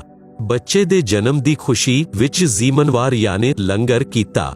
ਪੂਰੇ ਪਿੰਡ ਵਿੱਚ ਮਠਿਆਈ ਵੰਡੀ ਗਈ। ਉਸ ਦੇ ਪਿੱਛੋਂ ਕੋਈ ਸੰਤਾਨ ਨਹੀਂ ਹੋਈ। ਇਕਲੌਤੇ ਪੁੱਤਰ ਨੂੰ ਪ੍ਰੇਮ ਨਾਲ ਪਾਲਿਆ ਚੰਗਾ ਘਿਓ ਦੁੱਧ ਦਹੀਂ ਖਿਲਾ ਪਿਲਾ ਕੇ ਰਿਸ਼ਟ ਪੁਸ਼ਟ ਕਰ ਦਿੱਤਾ। 16 ਸਾਲ ਦੀ ਉਮਰ ਵਿੱਚ ਵਿਆਹ ਕਰ ਦਿੱਤਾ। ਉਸ ਸਮੇਂ ਬਾਲ ਵਿਆਹ ਨੂੰ ਗਰਵ ਦੀ ਗੱਲ ਮੰਨਿਆ ਜਾਂਦਾ ਸੀ। ਉਹ ਲੜਕਾ ਰੋਗੀ ਹੋ ਗਿਆ। ਵੈਦ ਉੱਤੇ ਵੈਦ ਬੁਲਾਏ, ਮਹਿੰਗੇ ਤੋਂ ਮਹਿੰਗੀ ਔਸ਼ਧੀ ਖਿਲਾਈ, ਪਰੰਤੂ ਬੇਅਰਥ ਰਿਹਾ। ਉਸ ਸਮੇਂ 1 ਮਹੀਨੇ ਵਿੱਚ 1,000 ਦੀਆਂ ਔਸ਼ਧੀਆਂ ਖਿਲਾਈਆਂ ਗਈਆਂ। ਹੀਰਾ ਤੇ ਮੋਤੀ ਭਸਮ ਵੀ ਔਸ਼ਧੀ ਵਿੱਚ ਮਿਲਾ ਕੇ ਲੜਕੇ ਨੂੰ ਖਿਲਾਇਆ ਗਿਆ, ਜਿਸ ਕਾਰਨ ਨਾਲ 8 ਏਕੜ ਜ਼ਮੀਨ ਵੀ ਵੇਚਣੀ ਪਈ, ਪਰੰਤੂ ਰੋਗ ਕੱਟਣ ਦੀ ਬਜਾਏ ਵੱਧਦਾ ਹੀ ਚੱਲਾ ਗਿਆ ਅਤੇ ਅੰਤਿਮ ਦਿਨ ਆ ਗਿਆ। आप जी सुन रहे हो जगत गुरु तत्वदर्शी संत रामपाल जी महाराज द्वारा लिखित किताब जीने की राह दा पन्ना नंबर 120। लड़के दा पिता चिंतित अवस्था विच पुत्तर दे कोल बैठा सी। उस ही समय लड़का बोलिया, भाई साहिब एक काम कर। पिता ने कहा कि बेटा मैं तेरा पिता हा। लड़का बोलिया कि मैं तेरा ओ भाई हा जिसनू आपने जहर दे के मरवाया सी। मैं ही अपना बदला लैण आप दे पुत्तर दे रूप विच जन्मिया हा। उस लड़के दी माता जी भी उत्थे विराजमान सी। लड़का बोलिया कि 8 एकड़ जमीन मेरे हिस्से दी सी, ओ मैं वसूल कर लई है। हुण केवल कफन ते लकड़ियां दा हिसाब बाकी है, उस दी तैयारी करो। ਇਹ ਗੱਲ ਸੁਣ ਕੇ ਪਿਤਾ ਉਰਫ ਭਾਈ ਦਾ ਮੁਖ ਫਟਿਆ ਦਾ ਫਟਿਆ ਰਹਿ ਗਿਆ। ਆਪਣੇ ਕੀਤੇ ਉੱਤੇ ਦੋਨਾਂ ਯਾਨੀ ਪਤੀ ਪਤਨੀ ਨੇ ਪਛਤਾਵਾ ਕੀਤਾ। ਪਰਮਾਤਮਾ ਦਾ ਵਿਧਾਨ ਅਟਲ ਹੈ। ਵੱਡੇ ਭਾਈ ਨੇ ਪੁੱਤਰ ਰੂਪ ਵਿੱਚ ਜਨਮੇ ਭਾਈ ਤੋਂ ਪ੍ਰਸ਼ਨ ਕੀਤਾ ਕਿ ਅਸੀਂ ਲਾਲਚ ਵਿੱਚ ਆ ਕੇ ਜੋ ਪਾਪ ਕੀਤਾ, ਸਾਨੂੰ ਤਾਂ ਪਰਮਾਤਮਾ ਨੇ ਫਲ ਦੇ ਦਿੱਤਾ ਜਿਸ ਉਦੇਸ਼ ਦੇ ਲਈ ਆਪ ਦੀ ਜਾਨ ਲਈ ਸੀ। ਉਹ 8 ਏਕੜ ਜ਼ਮੀਨ ਗਈ ਅਤੇ ਹੋਰ ਸੰਤਾਨ ਹੈ ਨਹੀਂ। ਇਹ ਬਾਕੀ ਜ਼ਮੀਨ ਕੋਈ ਹੋਰ ਹੀ ਲਵੇਗਾ। ਸਾਡਾ ਤਾਂ ਨਾਸ਼ ਹੋਇਆ ਸੋ ਹੋਇਆ, ਇਹ ਤਾਂ ਹੋਣਾ ਹੀ ਚਾਹੀਦਾ ਸੀ। परमात्मा ने यह इंसाफ किया, पर जो लड़की आप दी पत्नी रूप विच आई है, इसने किड़ा अपराध किया है जिस कारण करके सती प्रथा दे तहत आप दे नाल जिंदा जलाई जावेगी। इस दे नाल भगवान ने ना इंसाफी की है। छोटा भाई उर्फ पुत्र बोलिया कि मेरी मृत्यु दे 2 साल पिछों ओ वैद मर गया सी जिसने मैनू 500 रुपए दे लालच विच जहर दे के मारिया सी। ਇਹ ਪਤਨੀ ਉਹੀ ਵੈਦ ਯਾਨੀ ਡਾਕਟਰ ਵਾਲੀ ਆਤਮਾ ਹੈ। ਇਸ ਨੂੰ ਉਹ ਫਲ ਮਿਲੇਗਾ, ਜ਼ਿੰਦਾ ਜਲਾਈ ਜਾਵੇਗੀ। ਉਸ ਸਮੇਂ ਸਤੀ ਪ੍ਰਥਾ ਜੋਰਾਂ ਉੱਤੇ ਸੀ। ਪਤੀ ਦੀ ਮ੍ਰਿਤਯੂ ਦੇ ਪਿੱਛੋਂ ਪਤਨੀ ਨੂੰ ਉਸ ਹੀ ਚਿਤਾ ਵਿੱਚ ਜਲਾਇਆ ਜਾਂਦਾ। ਪਿਆਰੇ ਪਾਠਕੋ ਵਿਚਾਰ ਕਰੋ, ਪਰਮਾਤਮਾ ਦੀ ਦ੍ਰਿਸ਼ਟੀ ਤੋਂ ਕੁਝ ਨਹੀਂ ਛੁਪਿਆ ਹੈ। ਜੈਸਾ ਕਰੇਗਾ ਵੈਸਾ ਭਰਨਾ ਪਵੇਗਾ। ਹਰੇਕ ਪਰਿਵਾਰ ਇਸ ਪ੍ਰਕਾਰ ਸੰਸਕਾਰ ਦੇ ਕਾਰਨ ਇੱਕ ਦੂਸਰੇ ਨਾਲ ਜੁੜਿਆ ਹੈ। ਕੋਈ ਪੂਰਵ ਜਨਮ ਦਾ ਕਰਜ਼ ਉਤਾਰਨ ਦੇ ਲਈ ਜਨਮਿਆ ਹੈ, ਕੋਈ ਪੂਰਵ ਜਨਮ ਦਾ ਕਰਜ਼ ਲੈਣ ਲਈ ਜਨਮਿਆ ਹੈ। ਉਦਾਹਰਨ ਦੇ ਲਈ ਪਿਤਾ ਨੇ ਲੜਕੇ ਨੂੰ ਪੜਾਇਆ। ਸ਼ਾਦੀ ਤੋਂ 2 ਦਿਨ ਪਹਿਲਾਂ ਦੁਰਘਟਨਾ ਗ੍ਰਸਤ ਹੋ ਕੇ ਮਰ ਗਿਆ। ਉਹ ਆਪਣਾ ਕਰਜ਼ ਪਿਤਾ ਤੋਂ ਲੈਣ ਆਇਆ ਸੀ। ਬੇਟਾ ਜਵਾਨ ਹੋਇਆ, ਕੰਮ ਕਰਕੇ ਨਿਰਵਾਹ ਕਰਨ ਲੱਗਾ। ਪਿਤਾ ਰੋਗੀ ਹੋ ਗਿਆ, ਲੱਖਾਂ ਰੁਪਏ ਲੱਗੇ, ਬੇਅਰਥ ਰਹੇ, ਮਰ ਗਿਆ। ਇਹ ਪਿਤਾ ਪਿਛਲੇ ਜਨਮ ਦਾ ਕਰਜ਼ ਲੈਣ ਆਇਆ ਸੀ, ਕੁਝ ਦੇਣ ਆਇਆ ਸੀ। ਲੜਕੀ ਦਾ ਵਿਆਹ ਕੀਤਾ, 2 ਸਾਲ ਪਿੱਛੋਂ ਲੜਕੀ ਮਰ ਗਈ। ਬਹੁਤ ਦਹੇਜ ਦਿੱਤਾ ਸੀ। ਉਹ ਦਾਮਾਦ ਬਣ ਕੇ ਪੂਰਵ ਜਨਮ ਦੇ ਕਰਜ਼ ਦੇ ਬਦਲੇ ਵਿੱਚ ਲੜਕੀ ਵੀ ਲੈ ਗਿਆ ਅਤੇ ਧਨ ਵੀ। ਵਰਤਮਾਨ ਵਿੱਚ ਜੋ ਕਿਸੇ ਦੇ ਨਾਲ ਧੋਖਾ ਕਰਕੇ ਧਨ ਹੜਪ ਲੈਂਦੇ ਹਨ, ਉਹ ਧਨ ਅਗਲੇ ਜਨਮ ਵਿੱਚ ਦਾਮਾਦ ਬਣ ਕੇ ਵਸੂਲੇਗਾ। ਪਰਮਾਤਮਾ ਦਾ ਅਟਲ ਵਿਧਾਨ ਹੈ। ਬੁੱਧੀਮਾਨ ਨੂੰ ਸੰਕੇਤ ਹੀ ਕਾਫੀ ਹੈ। ਉਪਰੋਕਤ ਕੇਵਲ ਕਥਾ ਨਹੀਂ ਹੈ, ਉਹ ਇਹ ਹਕੀਕਤ ਹੈ। ਕੋਈ ਇਹ ਕਹਿੰਦਾ ਹੈ ਕਿ ਇਹ ਤਾਂ ਡਰਾਉਣ ਦੇ ਲਈ ਕਥਾ ਬਣਾਈ। ਕਿਸ ਨੇ ਦੇਖਿਆ ਹੈ ਕੀ ਹੋਏਗਾ? ਜਿਵੇਂ ਚੋਰ ਨੂੰ ਪੱਧਰ ਪੁਰਸ਼ ਸਮਝਾਉਂਦੇ ਹਨ ਕਿ ਭਾਈ ਚੋਰੀ ਨਾ ਕਰਿਆ ਕਰ, ਜਦੋਂ ਫੜਿਆ ਜਾਵੇਗਾ ਤਾਂ ਪਹਿਲਾਂ ਜਨਤਾ ਕੁੱਟੇਗੀ, ਫਿਰ ਪੁਲਿਸ ਦਾ ਕੁੱਟਣਾ ਅਤੇ ਜੇਲ੍ਹ ਵਿੱਚ ਵੀ ਕਸ਼ਟ ਉਠਾਉਣਾ ਪਵੇਗਾ। ਜੇਕਰ ਕੋਈ ਕਹੇ ਕਿ ਇਹ ਤਾਂ ਚੋਰ ਨੂੰ ਡਰਾਉਣ ਦੇ ਲਈ ਕਿਹਾ ਹੈ, ਕਿਸ ਨੇ ਦੇਖਿਆ ਹੈ ਕਿ ਅੱਗੇ ਕੀ ਹੁੰਦਾ ਹੈ? आप जी सुन रहे हो जगत गुरु तत्वदर्शी संत रामपाल जी महाराज द्वारा लिखित किताब जीने की राह दा पन्ना नंबर 121। विचार करो कि चोर नू सच्चाई तो जाणू करवा के डराया है अते सच्चाई भी है। जेकर चोर सच्चाई तो डर के चोरी करना त्याग देवेगा तां उस दी भलाई है। जेकर कहेगा कि किसने देखा है अगे की हुंदा है, ਉਸ ਦੇ ਨਾਲ ਉਹ ਸਭ ਗੁਜ਼ਰੇਗੀ ਜੋ ਪਹਿਲਾਂ ਦੱਸੀ ਗਈ ਸੀ। ਇਸ ਹੀ ਪ੍ਰਕਾਰ ਜੋ ਉਪਰੋਕਤ ਕਥਾ ਨੂੰ ਕੇਵਲ ਸਮਝਾਉਣ ਡਰਾਉਣ ਦੇ ਲਈ ਹੀ ਨਹੀਂ ਮੰਨੇਗਾ ਤਾਂ ਦੁਰਭਾਗ ਹੋਏਗਾ। ਇਸ ਨੂੰ ਇੰਨੀ ਹੀ ਸੱਤ ਸਮਝਣਾ ਜਿਵੇਂ ਚੋਰ ਨੂੰ ਸਤਰਕ ਕੀਤਾ ਹੈ। ਲੇਖਕ ਨੇ ਇਹ ਕਥਾ ਸੰਨ 1978 ਵਿੱਚ ਇੱਕ ਪਸ਼ੂਆਂ ਦੇ ਡਾਕਟਰ ਤੋਂ ਸੁਣੀ ਸੀ, ਜੋ ਕਿਸਾਨ ਦੇ 2 ਪੁੱਤਰ ਵਾਲੀ ਕਥਾ ਉੱਪਰ ਦੱਸੀ ਹੈ। ਉਹ ਇਸ ਕਥਾ ਨੂੰ ਆਪਣੇ ਕੋਲ ਬੈਠਣ ਵਾਲਿਆਂ ਨੂੰ ਜ਼ਰੂਰ ਸੁਣਾਉਂਦਾ ਸੀ, ਪਰੰਤੂ ਅਮਲ ਕਦੀ ਵੀ ਨਹੀਂ ਕਰਦਾ ਸੀ। 10 ਰੁਪਏ ਦੀ ਦਵਾਈ ਦੇ ਕੇ ਡਿਸਟਿਲਡ ਵਾਟਰ ਦੇ ਇੰਜੈਕਸ਼ਨ ਲਗਾ ਕੇ 200 ਤੋਂ 300 ਰੁਪਏ ਵਸੂਲਦਾ ਸੀ। ਫਿਰ ਸ਼ਾਮ ਨੂੰ ਮਿਲਦਾ ਤਾਂ ਆਪਣੇ ਕਾਰਨਾਮੇ ਵੀ ਦੱਸਦਾ ਸੀ ਕਿ ਜੇਕਰ ਘੱਟ ਰੁਪਏ ਲਊਂਗਾ ਤਾਂ ਮੱਝ ਵਾਲਾ ਇਹ ਸਮਝੇਗਾ ਕਿ ਚੰਗੀ ਦਵਾਈ ਨਹੀਂ ਦਿੱਤੀ। ਮੱਝ ਨੇ ਤੰਦਰੁਸਤਤਾ 10 ਰੁਪਏ ਦੀ ਦਵਾਈ ਨਾਲ ਹੀ ਹੋ ਜਾਣਾ ਸੀ। ਵਿਚਾਰ ਕਰੋ ਕਿ ਅਜਿਹੇ ਵਿਅਕਤੀਆਂ ਦੀ ਕਥਨੀ ਅਤੇ ਕਰਨੀ ਵਿੱਚ ਅੰਤਰ ਹੈ ਤਾਂ ਉਹਨਾਂ ਦੇ ਦੁਆਰਾ ਸੁਣਾਈ ਇਹਨਾਂ ਕਥਾਵਾਂ ਦਾ ਹੋਰ ਉੱਤੇ ਕਿਵੇਂ ਪ੍ਰਭਾਵ ਹੋਵੇਗਾ। ਸੰਤ ਗਰੀਬਦਾਸ ਜੀ ਨੇ ਕਿਹਾ ਹੈ ਕਿ ਇਹ ਗੱਲਾਂ ਕਹਿਣ ਸੁਣਨ ਦੀਆਂ ਨਹੀਂ ਹਨ, ਕਰ ਪਾੜਨ ਦੀਆਂ ਹਨ, ਯਾਨੀ ਇਹਨਾਂ ਉੱਤੇ ਅਮਲ ਕਰਨਾ ਚਾਹੀਦਾ ਹੈ। ਪਰਮਾਤਮਾ ਦੇ ਵਿਚਾਰ ਨੂੰ ਸਮਝ ਕੇ ਨਿਰਮਲ ਜੀਵਨ ਬਤੀਤ ਕਰੋ। ਜੀਵਨ ਦੀ ਰਾਹ ਨੂੰ ਕੰਡਿਆ ਰਹਿਤ ਬਣਾਓ। ਇੱਕ ਲੇਵਾ ਇੱਕ ਦੇਵਾ ਦੂਤਮ। ਜਿਸ ਸਮੇਂ ਸ੍ਰੀ ਸ਼ਿਵ ਜੀ ਨੇ ਆਪਣੀ ਪਤਨੀ ਪਾਰਬਤੀ ਜੀ ਨੂੰ ਅਮਰਨਾਥ ਸਥਾਨ ਉੱਤੇ ਇੱਕ ਸੁੱਕੇ ਰੁੱਖ ਦੇ ਨੀਚੇ ਬੈਠ ਕੇ ਨਾਮ ਦੀਖਿਆ ਯਾਨੀ ਅਮਰ ਮੰਤਰ ਦਿੱਤਾ ਸੀ, ਉਸ ਰੁੱਖ ਦੀ ਖੋਗੜ ਯਾਨੀ ਤਣੇ ਵਿੱਚ ਬਣੇ ਬਿੱਲ ਵਿੱਚ ਮਾਦਾ ਤੋਤੇ ਨੇ ਅੰਡੇ ਉਤਪੰਨ ਕਰ ਰੱਖੇ ਸਨ। ਤੰਦਰੁਸਤ ਅੰਡੇ ਤਾਂ ਸ਼ਿਵ ਜੀ ਦੀ ਹੱਥਾਂ ਨਾਲ ਬਜਾਈ ਤਾਲੀ ਨਾਲ ਬੱਚੇ ਬਣ ਕੇ ਉੱਡ ਗਏ। ਉਹਨਾਂ ਵਿੱਚ ਇੱਕ ਅੰਡਾ ਗੰਦਾ ਯਾਨੀ ਖਰਾਬ ਸੀ, ਉਸ ਦਾ ਜੀਵ ਉਸ ਦੇ ਅੰਦਰ ਸੀ। ਜਦੋਂ ਸ੍ਰੀ ਸ਼ਿਵ ਜੀ ਨੇ ਸ੍ਰੀ ਪਾਰਬਤੀ ਜੀ ਨੂੰ ਦੀਖਿਆ ਮੰਤਰ ਸੁਣਾਇਆ ਤਾਂ ਉਹ ਗੰਦਾ ਅੰਡਾ ਤੰਦਰੁਸਤ ਹੋ ਗਿਆ ਅਤੇ ਤੋਤੇ ਦਾ ਬੱਚਾ ਬਣ ਗਿਆ। ਪੰਖ ਲੱਗ ਗਏ, ਉੱਡਣ ਯੋਗ ਹੋ ਗਿਆ। ਪਾਰਬਤੀ ਜੀ ਦੀ ਸਮਾਧੀ ਲੱਗ ਗਈ। ਉਸਨੇ ਹਾ ਕਰਨਾ ਬੰਦ ਕਰ ਦਿੱਤਾ। ਤੋਤਾ ਹਾ ਕਰਨ ਲੱਗਾ ਤਾਂ ਸ੍ਰੀ ਸ਼ਿਵ ਜੀ ਨੇ ਦੇਖਿਆ ਕਿ ਪਾਰਬਤੀ ਦੀ ਤਾਂ ਸਮਾਧੀ ਲੱਗੀ ਹੈ, ਸੁਣ ਬੋਲ ਕੁਝ ਨਹੀਂ ਰਹੀ ਹੈ। ਹਾ ਦੀ ਆਵਾਜ਼ ਕਿਸ ਦੀ ਹੈ? ਦੇਖਿਆ ਤਾਂ ਰੁੱਖ ਦੇ ਤਣੇ ਦੇ ਬਿੱਲ ਯਾਨੀ ਖੋਗੜ ਵਿੱਚ ਤੋਤਾ ਬੋਲ ਰਿਹਾ ਹੈ। ਸ੍ਰੀ ਸ਼ਿਵ ਜੀ ਨੇ ਉਸ ਨੂੰ ਮਾਰਨਾ ਚਾਹਿਆ ਤਾਂ ਤੋਤਾ ਉੱਡ ਗਿਆ। ਪਿੱਛੇ ਸ੍ਰੀ ਸ਼ਿਵ ਜੀ ਸਿੱਧੀ ਨਾਲ ਉੱਡ ਕੇ ਮਾਰਨ ਚਲੇ। ਰਿਸ਼ੀ ਵੇਦ ਬਿਆਸ ਜੀ ਦੀ ਪਤਨੀ ਨੇ ਉਬਾਸੀ ਲਈ। ਮੂੰਹ ਖੋਲਿਆ ਤਾਂ ਤੋਤੇ ਦੇ ਸਰੀਰ ਨੂੰ ਤਿਆਗ ਕੇ ਜੀਵ ਬਿਆਸ ਦੀ ਪਤਨੀ ਦੇ ਗਰਭ ਵਿੱਚ ਮੁਖ ਤੋਂ ਪ੍ਰਵੇਸ਼ ਕਰ ਗਿਆ। ਸ੍ਰੀ ਸ਼ਿਵ ਜੀ ਨੇ ਬਿਆਸ ਦੀ ਪਤਨੀ ਨੂੰ ਕਿਹਾ ਕਿ ਮੇਰਾ ਗਿਆਨ ਚੁਰਾ ਕੇ ਜੀਵ ਤੋਤੇ ਦੇ ਸਰੀਰ ਨੂੰ ਤਿਆਗ ਕੇ ਗਰਭ ਵਿੱਚ ਚੱਲਿਆ ਗਿਆ ਹੈ। ਇਹ ਮੇਰਾ ਚੋਰ ਹੈ, ਇਸ ਨੂੰ ਮੈਂ ਮਾਰੂੰਗਾ। ਉਸੇ ਸਮੇਂ ਰਿਸ਼ੀ ਵੇਦ ਬਿਆਸ ਜੀ ਆ ਗਏ ਸਨ, ਸਭ ਗੱਲਾਂ ਸੁਣ ਰਹੇ ਸਨ। ਬਿਆਸ ਜੀ ਨੇ ਪੁੱਛਿਆ, ਭਗਵਾਨ ਕਿਹੜਾ ਚੋਰ? ਸ੍ਰੀ ਸ਼ਿਵ ਜੀ ਨੇ ਦੱਸਿਆ ਕਿ ਮੈਂ ਪਾਰਬਤੀ ਜੀ ਨੂੰ ਦੀਖਿਆ ਦੇ ਰਿਹਾ ਸੀ, ਅੰਦਰ ਦੇ ਕਮਲਾਂ ਦਾ ਭੇਦ ਦੱਸ ਰਿਹਾ ਸੀ ਤਾਂ ਇਸ ਤੋਤੇ ਨੇ ਸੁਣ ਲਿਆ। ਆਪ ਜੀ ਸੁਣ ਰਹੇ ਹੋ ਜਗਤ ਗੁਰੂ ਤੱਤਵਦਰਸ਼ੀ ਸੰਤ ਰਾਮਪਾਲ ਜੀ ਮਹਾਰਾਜ ਦੁਆਰਾ ਲਿਖਤ ਕਿਤਾਬ ਜੀਨੇ ਕੀ ਰਾਹ ਦਾ ਪੰਨਾ ਨੰਬਰ 122। ਇਹ ਕਿਸੇ ਅਣਅਧਿਕਾਰੀ ਨੂੰ ਮੰਤਰ ਦੱਸ ਦੇਵੇਗਾ ਤਾਂ ਉਹ ਅਮਰ ਹੋ ਕੇ ਜਨਤਾ ਨੂੰ ਪੀੜਾ ਦੇਵੇਗਾ। ਇਹ ਅਮਰ ਹੋ ਗਿਆ, ਮੈਂ ਇਸ ਜੀਵ ਨੂੰ ਮਾਰੂੰਗਾ। ਬਿਆਸ ਜੀ ਬੋਲੇ, ਹੇ ਸ਼ਿਵ ਜੀ, ਭਗਵਾਨ ਜਦ ਇਹ ਅਮਰ ਹੋ ਗਿਆ ਤਾਂ ਆਪ ਇਸ ਨੂੰ ਮਾਰੋਗੇ ਕਿਵੇਂ? ਇਹ ਗੱਲ ਸੁਣ ਕੇ ਸ੍ਰੀ ਸ਼ੰਕਰ ਜੀ ਪਾਰਬਤੀ ਦੇ ਕੋਲ ਚਲੇ ਗਏ। ਪਾਰਬਤੀ ਜੀ ਨੂੰ ਸਭ ਗੱਲਾਂ ਦੱਸੀਆਂ। ਸ੍ਰੀ ਵੇਦ ਬਿਆਸ ਜੀ ਨੇ ਆਪਣੀ ਦਿਵਯ ਦ੍ਰਿਸ਼ਟੀ ਨਾਲ ਦੇਖਿਆ ਤਾਂ ਪਤਾ ਚੱਲਿਆ ਕਿ ਪਤਨੀ ਦੇ ਗਰਭ ਵਿੱਚ ਪੁੱਤਰ ਹੈ। 12 ਸਾਲ ਦੇ ਪਿੱਛੋਂ ਪੁੱਤਰ ਉਤਪੰਨ ਹੋਇਆ। ਮਾਤਾ ਕਹਿੰਦੀ ਸੀ ਕਿ ਪੁੱਤਰ ਦਾ ਨਾਮ ਸੁਖਦੇਵ ਰੱਖਣਾ ਹੈ। ਇਸ ਦੇ ਗਰਭ ਵਿੱਚ ਰਹਿੰਦੇ ਹੋਏ ਮੈਨੂੰ ਕੋਈ ਦੁੱਖ ਨਹੀਂ ਹੋਇਆ। ਮਨ ਵਿੱਚ ਖੁਸ਼ੀ ਬਣੀ ਰਹਿੰਦੀ ਸੀ, ਸੁੱਖ ਦਾ ਆਭਾਸ ਹੁੰਦਾ ਰਹਿੰਦਾ ਸੀ। ਇਸ ਲਈ ਗਰਭ ਵਿੱਚ ਹੀ ਉਸ ਬਾਲਕ ਦਾ ਨਾਮ ਸੁਖਦੇਵ ਰੱਖ ਦਿੱਤਾ ਸੀ। ਤੋਤੇ ਦੇ ਅੰਡੇ ਵਿੱਚ ਰਹਿਣ ਅਤੇ ਤੁਰੰਤ ਮਾਨਵ ਸਰੀਰ ਪ੍ਰਾਪਤ ਕਰਨ ਦੇ ਕਾਰਨ ਬ੍ਰਾਹਮਣ ਲੋਕ ਉਸ ਨੂੰ ਸੁਖਦੇਵ ਸੁਖਮਾਨੇ ਤੋਤਾ ਵੀ ਕਹਿੰਦੇ ਸਨ। ਰਿਸ਼ੀ ਸੁਖਦੇਵ ਜੀ ਜਨਮ ਲੈਦੇ ਹੀ 12 ਸਾਲ ਦਾ ਸਰੀਰ ਬਣ ਗਿਆ ਅਤੇ ਉੱਠ ਕੇ ਚੱਲਣ ਲੱਗੇ ਤਾਂ ਰਿਸ਼ੀ ਵੇਦ ਬਿਆਸ ਜੀ ਨੇ ਕਿਹਾ, ਹੇ ਪੁੱਤਰ, ਕਿੱਥੇ ਚੱਲਿਆ? ਸੁਖਦੇਵ ਜੀ ਆਪਣੇ ਮਾਤਾ ਪਿਤਾ ਦੀ ਵੱਲ ਪਿੱਠ ਕਰਕੇ ਬੋਲੇ, ਆਪ ਦਾ ਅਤੇ ਮੇਰਾ ਇੰਨਾ ਹੀ ਸੰਗ ਹੈ, ਯਾਨੀ ਸੰਸਕਾਰ ਹੈ। ਰਿਸ਼ੀ ਬਿਆਸ ਜੀ ਨੇ ਕਿਹਾ, ਹੇ ਪੁੱਤਰ ਸੁਖਦੇਵ, ਅਸੀਂ ਤੇਰੇ ਜਨਮ ਲੈਣ ਦੀ 12 ਸਾਲ ਉਡੀਕ ਕੀਤੀ ਅਤੇ ਅੱਜ ਆਪ ਛੱਡ ਕੇ ਜਾ ਰਹੇ ਹੋ। ਇੱਕ ਵਾਰ ਮੁਖ ਤਾਂ ਦਿਖਾ ਦੇ। ਸੁਖਦੇਵ ਰਿਸ਼ੀ ਬੋਲੇ, ਹੇ ਰਿਸ਼ੀ ਜੀ, ਬਹੁਤ ਵਾਰ ਆਪ ਮੇਰੇ ਪਿਤਾ ਬਣੇ, ਅਨੇਕਾਂ ਵਾਰ ਮੈਂ ਆਪ ਦਾ ਪਿਤਾ ਬਣਿਆ। ਇਹ ਤਾਂ ਬਹੁਤ ਬਖੇੜਾ ਯਾਨੀ ਝੰਜਟ ਹੈ। मैं भगती करके जन्म मरण तो मुक्ति कराऊगा। मैं आप दे वल मुख इस लई नहीं कर रहा हा कि किते मेरा आप विच मोह ना हो जाए।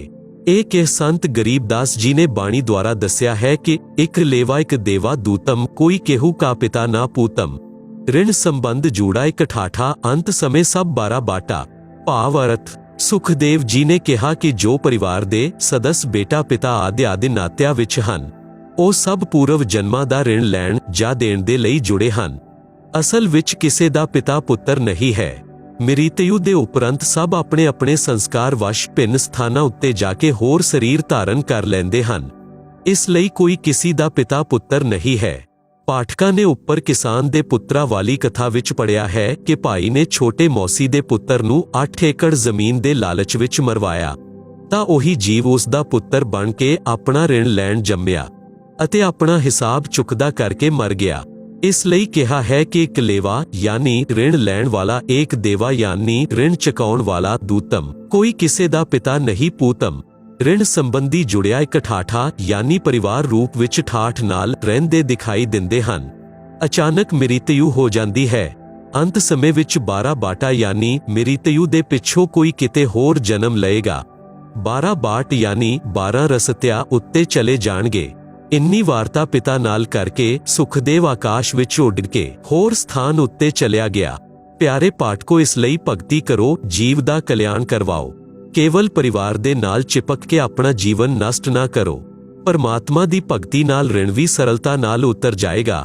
ਆਪ ਜੀ ਸੁਣ ਰਹੇ ਹੋ ਜਗਤ ਗੁਰੂ ਤੱਤਵਦਰਸ਼ੀ ਸੰਤ ਰਾਮਪਾਲ ਜੀ ਮਹਾਰਾਜ ਦੁਆਰਾ ਲਿਖਤ ਕਿਤਾਬ ਜੀਨੇ ਕੀ ਰਾਹ ਦਾ ਪੰਨਾ ਨੰਬਰ 123। ਕਥਨੀ ਔਰ ਕਰਨੀ ਵਿੱਚ ਅੰਤਰ ਘਾਤਕ ਹੈ। ਇੱਕ ਵਿਅਕਤੀ ਪ੍ਰਸਿੱਧ ਕਥਾਵਾਚਕ ਸੀ ਤੇ ਪ੍ਰਤੀਦਿਨ ਰਮਾਇਣ ਦਾ ਪਾਠ ਵੀ ਕਰਦਾ ਸੀ। ਇੱਕ ਦਿਨ ਕਿਸੇ ਕੰਮ ਵਸ਼ ਪਾਠੀ ਜੀ ਨੂੰ ਸ਼ਹਿਰ ਜਾਣਾ ਪਿਆ। ਉਸ ਦੇ ਨਾਲ ਉਸ ਦਾ ਸਾਥੀ ਵੀ ਸੀ। ਪਿੰਡ ਤੋਂ 3-4 ਕਿਲੋਮੀਟਰ ਦੂਰ ਰੇਲਵੇ ਸਟੇਸ਼ਨ ਸੀ। ਸਵੇਰੇ 5 ਵਜੇ ਗੱਡੀ ਚੜ੍ਹਨਾ ਸੀ। ਇਸ ਲਈ ਇਸ਼ਨਾਨ ਕਰਕੇ ਸਟੇਸ਼ਨ ਉੱਤੇ ਪਹੁੰਚ ਗਏ। ਵਿਚਾਰ ਕੀਤਾ ਕਿ ਪਾਠ ਗੱਡੀ ਵਿੱਚ ਕਰ ਲਊਂਗਾ। ਗੱਡੀ ਵਿੱਚ ਚੜ੍ਹ ਗਏ। ਜਿਸ ਡੱਬੇ ਵਿੱਚ ਉਹ ਦੋਨੋਂ ਚੜੇ ਉਹ ਭਰਿਆ ਸੀ। ਗੱਡੀ ਚੱਲ ਪਈ। ਕੁਝ ਦੇਰ ਬਾਅਦ ਉਸ ਪਾਠੀ ਨੇ ਸੀਟ ਉੱਤੇ ਬੈਠੇ 2 ਵਿਅਕਤੀਆਂ ਨੂੰ ਕਿਹਾ ਕਿ ਭਾਈ ਸਾਹਿਬ ਕਿਰਪਾ ਮੈਨੂੰ ਸੀਟ ਦੇ ਦੇਵੋ, ਮੈਂ ਰਮਾਇਣ ਦਾ ਪਾਠ ਕਰਨਾ ਹੈ। ਅੱਜ ਗੱਡੀ ਫੜਨ ਦੀ ਜਲਦੀ ਦੇ ਕਾਰਨ ਘਰ ਨਹੀਂ ਕਰ ਸਕਿਆ। ਸੱਜਣ ਪੁਰਸ਼ਾਂ ਨੇ ਪੂਰੀ ਸੀਟ ਹੀ ਖਾਲੀ ਕਰ ਦਿੱਤੀ। ਉਹ ਖੜੇ ਹੋ ਗਏ ਅਤੇ ਬੋਲੇ, ਹੇ ਬਿਪਰ, ਸਾਡਾ ਸੁਭਾਗ ਹੈ ਕਿ ਅੱਜ ਸਾਨੂੰ ਵੀ ਪਵਿੱਤਰ ਗ੍ਰੰਥ ਰਮਾਇਣ ਜੀ ਦਾ ਅੰਮ੍ਰਿਤ ਬਾਣੀ ਸੁਣਨ ਨੂੰ ਮਿਲੇਗਾ। ਪੰਡਿਤ ਜੀ ਨੇ ਪਾਠ ਉੱਚੇ ਆਵਾਜ਼ ਵਿੱਚ ਬੋਲਣਾ ਸ਼ੁਰੂ ਕੀਤਾ। ਜਦ ਤੱਕ ਸ੍ਰੀ ਰਾਮਚੰਦਰ ਜੀ ਬਨਵਾਸ ਪੂਰਨ ਕਰਕੇ ਨਹੀਂ ਆਏ, ਉਦੋਂ ਤੱਕ ਰਾਜਗੱਦੀ ਉੱਤੇ ਆਪਣੇ ਭਾਈ ਰਾਮਚੰਦਰ ਦੀ ਜੁੱਤੀ ਰੱਖੀ ਅਤੇ ਖੁਦ ਪ੍ਰਿਥਵੀ ਉੱਤੇ ਬੈਠਾ ਅਤੇ ਨੌਕਰ ਬਣ ਕੇ ਰਾਜਕਾਜ ਸੰਭਾਲਿਆ। ਜਦੋਂ ਭਾਈ ਰਾਮਚੰਦਰ ਅਯੋਧਿਆ ਵਾਪਸ ਪਰਤੇ ਤਾਂ ਉਹਨਾਂ ਨੂੰ ਰਾਜ ਵਾਪਸ ਕਰ ਦਿੱਤਾ। ਭਾਈ ਹੋਵੇ ਤਾਂ ਐਸਾ। ਪਾਠ ਸੰਪੂਰਨ ਹੋਣ ਤੇ ਸਭ ਨੇ ਕਿਹਾ ਕਿ ਵਾਹ ਪੰਡਿਤ ਜੀ, ਵਾਹ, ਕਮਾਲ ਕਰ ਦਿੱਤਾ। ਇੱਕ ਵਿਅਕਤੀ ਉਸ ਹੀ ਡੱਬੇ ਵਿੱਚ ਅਜਿਹਾ ਬੈਠਾ ਸੀ ਜਿਸ ਨੇ ਆਪਣੇ ਪਿਤਾ ਜੀ ਦੀ ਵਰਸ਼ੀ ਤੇ ਇੱਕ ਦਿਨ ਦਾ ਪਾਠ ਕਰਨਾ ਸੀ। ਕੋਈ ਪਾਠੀ ਨਹੀਂ ਮਿਲ ਰਿਹਾ ਸੀ। ਵਰਸੀ ਅਗਲੇ ਦਿਨ ਹੀ ਸੀ। ਉਸਨੇ ਪੰਡਿਤ ਜੀ ਨੂੰ ਕਿਹਾ, ਹੈ ਗੁਰੂ ਜੀ, ਕੱਲ ਮੇਰੇ ਪਿਤਾ ਜੀ ਦੀ ਵਰਸੀ ਦੇ ਉਪਲਕਸ਼ ਵਿੱਚ ਪਾਠ ਕਰ ਦਿਓ। ਪੰਡਿਤ ਜੀ ਬੋਲੇ ਕਿ ਕੱਲ ਨਹੀਂ ਕਰ ਸਕਦਾ। ਸਭ ਉਪਸਥਿਤ ਯਾਤਰੀਆਂ ਨੇ ਕਿਹਾ ਕਿ ਪੰਡਿਤ ਜੀ, ਆਪ ਦਾ ਤਾਂ ਕੰਮ ਇਹੀ ਹੈ। ਇਸ ਵਿਚਾਰੇ ਦੇ ਲਈ ਮੁਸੀਬਤ ਬਣੀ ਹੈ। ਪਰੰਤੂ ਪਾਠੀ ਸਾਫ਼ ਮਨਾ ਕਰ ਰਿਹਾ ਸੀ। ਸਭ ਨੇ ਪੁੱਛਿਆ ਕਿ ਅਜਿਹਾ ਕੀ ਜ਼ਰੂਰੀ ਕੰਮ ਹੈ ਜੋ ਆਪ ਕੱਲ ਪਾਠ ਨੂੰ ਮਨਾ ਕਰ ਰਹੇ ਹੋ। ਪੰਡਿਤ ਜੀ ਗੱਲ ਨੂੰ ਟਾਲੇ, ਬਸ ਵੈਸੇ ਹੀ, ਬਸ ਵੈਸੇ ਹੀ। ਉਸ ਦਾ ਸਾਥੀ ਬੋਲਿਆ ਕਿ ਮੈਂ ਸੱਚਾਈ ਦੱਸਾਂ, ਇਹ ਕੱਲ ਕਿਉਂ ਪਾਠ ਨਹੀਂ ਕਰ ਸਕਦਾ। ਅਸੀਂ ਆਪਣੇ ਭਾਈ ਤੇ 50 ਗਜ ਦੀ ਕੁਰੜੀ ਦੇ ਖੱਡੇ ਤੇ ਮੁਕੱਦਮਾ ਕਰ ਰੱਖਿਆ ਹੈ। ਮੈਂ ਇਸ ਦਾ ਗਵਾਹ ਹਾਂ। ਕੱਲ ਦੀ ਤਾਰੀਖ ਹੈ।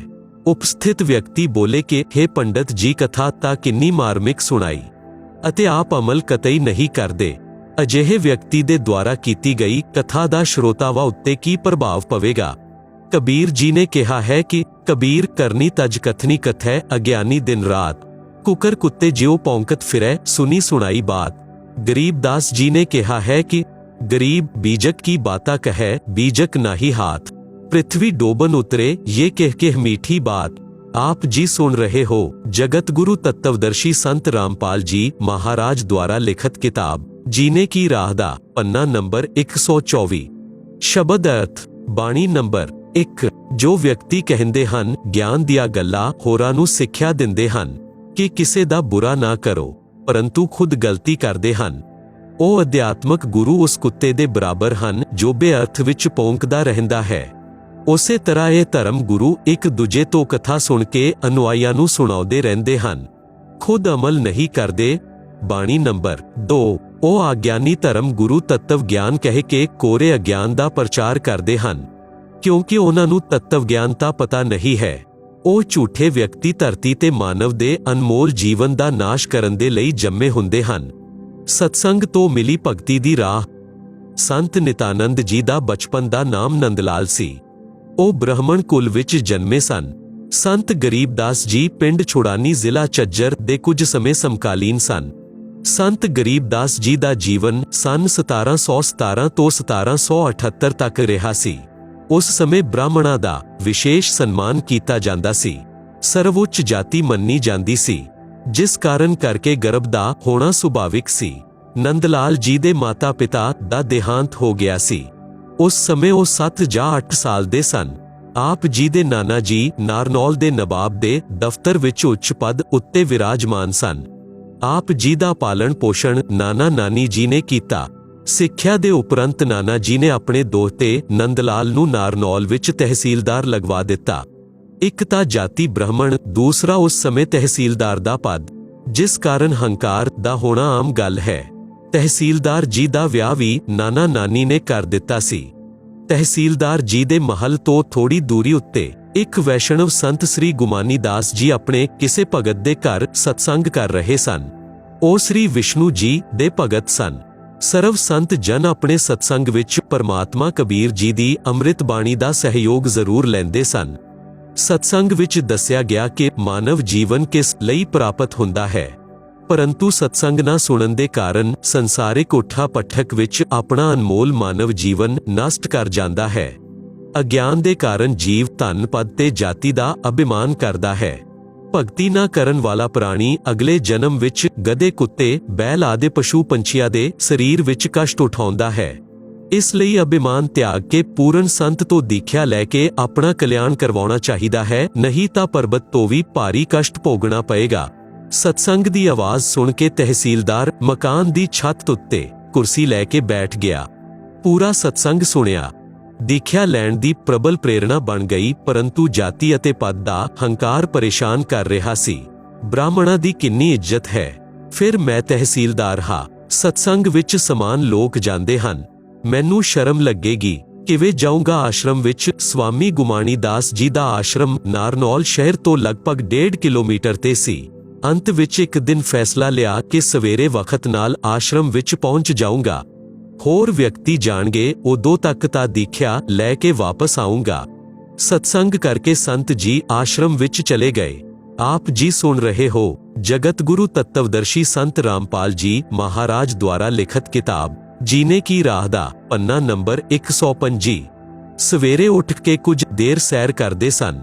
ਇੱਕ ਦਿਨ ਨੰਦਲਾਲ ਜੀ ਘੋੜੇ ਉੱਤੇ ਬੈਠ ਕੇ ਸਵੇਰੇ ਆਸ਼ਰਮ ਦੇ ਵੱਲ ਜਾ ਰਹੇ ਸਨ। ਗੁਮਾਨੀ ਦਾਸ ਜੀ ਸੈਰ ਦੇ ਲਈ ਉਸ ਹੀ ਰਸਤੇ ਵਿੱਚ ਚੱਲ ਰਹੇ ਸਨ। ਸੰਤ ਜੀ ਨੇ ਸਿਰ ਦੇ ਵਾਲ ਕਟਵਾ ਰੱਖੇ ਸਨ, ਉਸ ਤਰ੍ਹਾਂ ਫਿਰਾ ਰੱਖਿਆ ਸੀ। ਸਿਰ ਉੱਤੇ ਕੋਈ ਵਸਤਰ ਨਹੀਂ ਸੀ। ਨੰਦਲਾਲ ਜੀ ਬ੍ਰਾਹਮਣ ਹੋਣ ਦੇ ਨਾਤੇ ਸੌਣ ਕਸਾਉਣ ਵਿੱਚ ਵਿਸ਼ਵਾਸ ਰੱਖਦੇ ਸਨ। ਕਿਸੇ ਚੰਗੇ ਕਾਰਜ ਦੇ ਲਈ ਜਾਂਦੇ ਅਤੇ ਅੱਗੇ ਤੋਂ ਕਚਕੋਲ ਕੱਢੇ, ਯਾਨੀ ਸਿਰ ਤੇ ਉਸ ਤਰ੍ਹਾਂ ਫਿਰਾਏ ਕੋਈ ਆ ਜਾਂਦਾ ਤਾਂ ਆਪਣਾ ਜਾਣਾ ਰੱਦ ਕਰ ਦਿੰਦੇ ਸਨ। ਆਸ਼ਰਮ ਵਿੱਚ ਦੀਖਿਆ ਲੈਣ ਜਾ ਰਹੇ ਸਨ। ਜ਼ਿੰਦਗੀ ਦਾ ਸਰਵੋਤਮ ਦਿਨ ਸੀ। ਅੱਗੇ ਤੋਂ ਸਿਰ ਉੱਤੇ ਉਸ ਤਰ੍ਹਾਂ ਫਿਰਾਏ ਇੱਕ ਵਿਅਕਤੀ ਮਿਲ ਗਿਆ। ਨੰਦਲਾਲ ਜੀ ਦਾ ਮੱਥਾ ਠਣਕਿਆ ਅਤੇ ਕਰੋਧ ਆਇਆ। ਵਿਚਾਰ ਕੀਤਾ ਕਿ ਅੱਜ ਦੀਖਿਆ ਦਾ ਅਵਸਰ ਨਹੀਂ ਛੱਡਣਾ ਹੈ, ਪਰੰਤੂ ਆਪਣੇ ਸੌਣ ਕਸਾਉਣ ਨੂੰ ਬੇਕਾਰ ਕਰਨਾ ਸੀ। ਇਸ ਲਈ ਆਪਣੇ ਆਪ ਸਮਾਧਾਨ ਕੱਢ ਲਿਆ ਕਿ ਇਸ ਮਨਹੂਸ ਦੇ ਸਿਰ ਵਿੱਚ ਠੋਲਾ, ਯਾਨੀ ਹੱਥ ਦੀ ਇੱਕ ਉਂਗਲੀ ਦਾ ਉਲਟਾ ਭਾਗ ਮਾਰ ਦਿੰਦਾ ਹਾਂ, ਕਸਾਉਣ ਸਮਾਪਤ ਹੋ ਜਾਏਗਾ। ਇਸੇ ਉਦੇਸ਼ ਨਾਲ ਘੋੜਾ ਉਸ ਵਿਅਕਤੀ ਯਾਨੀ ਸੰਤ ਗੁਮਾਨੀ ਦਾਸ ਜੀ ਦੇ ਕੋਲ ਜਾ ਕੇ ਰੋਕਿਆ ਅਤੇ ਕਿਹਾ ਕਿ ਇਹ ਕੰਬਖਤ, ਤੂੰ ਅੱਜ ਹੀ ਸਿਰ ਮੁੰਡਵਾ ਕੇ ਮੇਰੇ ਸਾਹਮਣੇ ਆਉਣਾ ਸੀ। ਅੱਜ ਮੈਂ ਆਪਣੀ ਜ਼ਿੰਦਗੀ ਦੇ ਸਭ ਤੋਂ ਉੱਤਮ ਕੰਮ ਦੇ ਲਈ ਆਸ਼ਰਮ ਵਿੱਚ ਜਾ ਰਿਹਾ ਸੀ। ਇਹ ਕਹਿ ਕੇ ਗੁਮਾਣੀ ਦਾਸ ਜੀ ਦੇ ਠੋਲੇ ਮਾਰੇ ਅਤੇ ਘੋੜਾ ਆਸ਼ਰਮ ਦੇ ਵੱਲ ਚੱਲਾ ਲਿਆ। ਸੰਤਾਂ ਦੇ ਨਾਲ ਅਜਿਹੀਆਂ ਘਟਨਾਵਾਂ ਆਮ ਹੁੰਦੀਆਂ ਹਨ।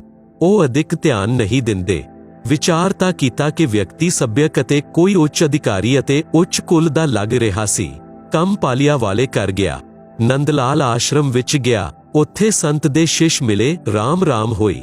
ਆਉਣ ਦਾ ਕਾਰਨ ਦੱਸਿਆ। ਘੋੜਾ ਰੁੱਖ ਨਾਲ ਬੰਨ੍ਹ ਦਿੱਤਾ ਅਤੇ ਸੰਤ ਜੀ ਦੇ ਆਸਣ ਦੇ ਕੋਲ ਵਿਛੀ ਬੋਰੀ ਉੱਤੇ ਬੈਠ ਗਿਆ। ਸੰਤ ਗੁਮਾਣੀ ਦਾਸ ਜੀ ਸੈਰ ਦੇ ਪਿੱਛੋਂ ਇਸ਼ਨਾਨ ਕਰਕੇ ਆਸਣ ਉੱਤੇ ਬੈਠ ਘੋੜਾ ਦੇਖਿਆ। ਫਿਰ ਸਮਝਦੇ ਦੇਰ ਨਾ ਲੱਗੀ। ਨੰਦਲਾਲ ਜੀ ਨੇ ਦੇਖਿਆ ਤਾਂ ਸ਼ਰਮ ਦੇ ਮਾਰੇ ਨੀਵੀਂ ਗਰਦਨ ਕਰ ਲਈ। ਗੁਮਾਨੀ ਦਾਸ ਨੂੰ ਆਸ਼ਰਮ ਦੇ ਭਗਤਾਂ ਨੇ ਦੱਸ ਦਿੱਤਾ ਸੀ ਕਿ ਇਹ ਤਹਿਸੀਲਦਾਰ ਜੀ ਦੀਖਿਆ ਲੈਣ ਆਏ ਹਨ।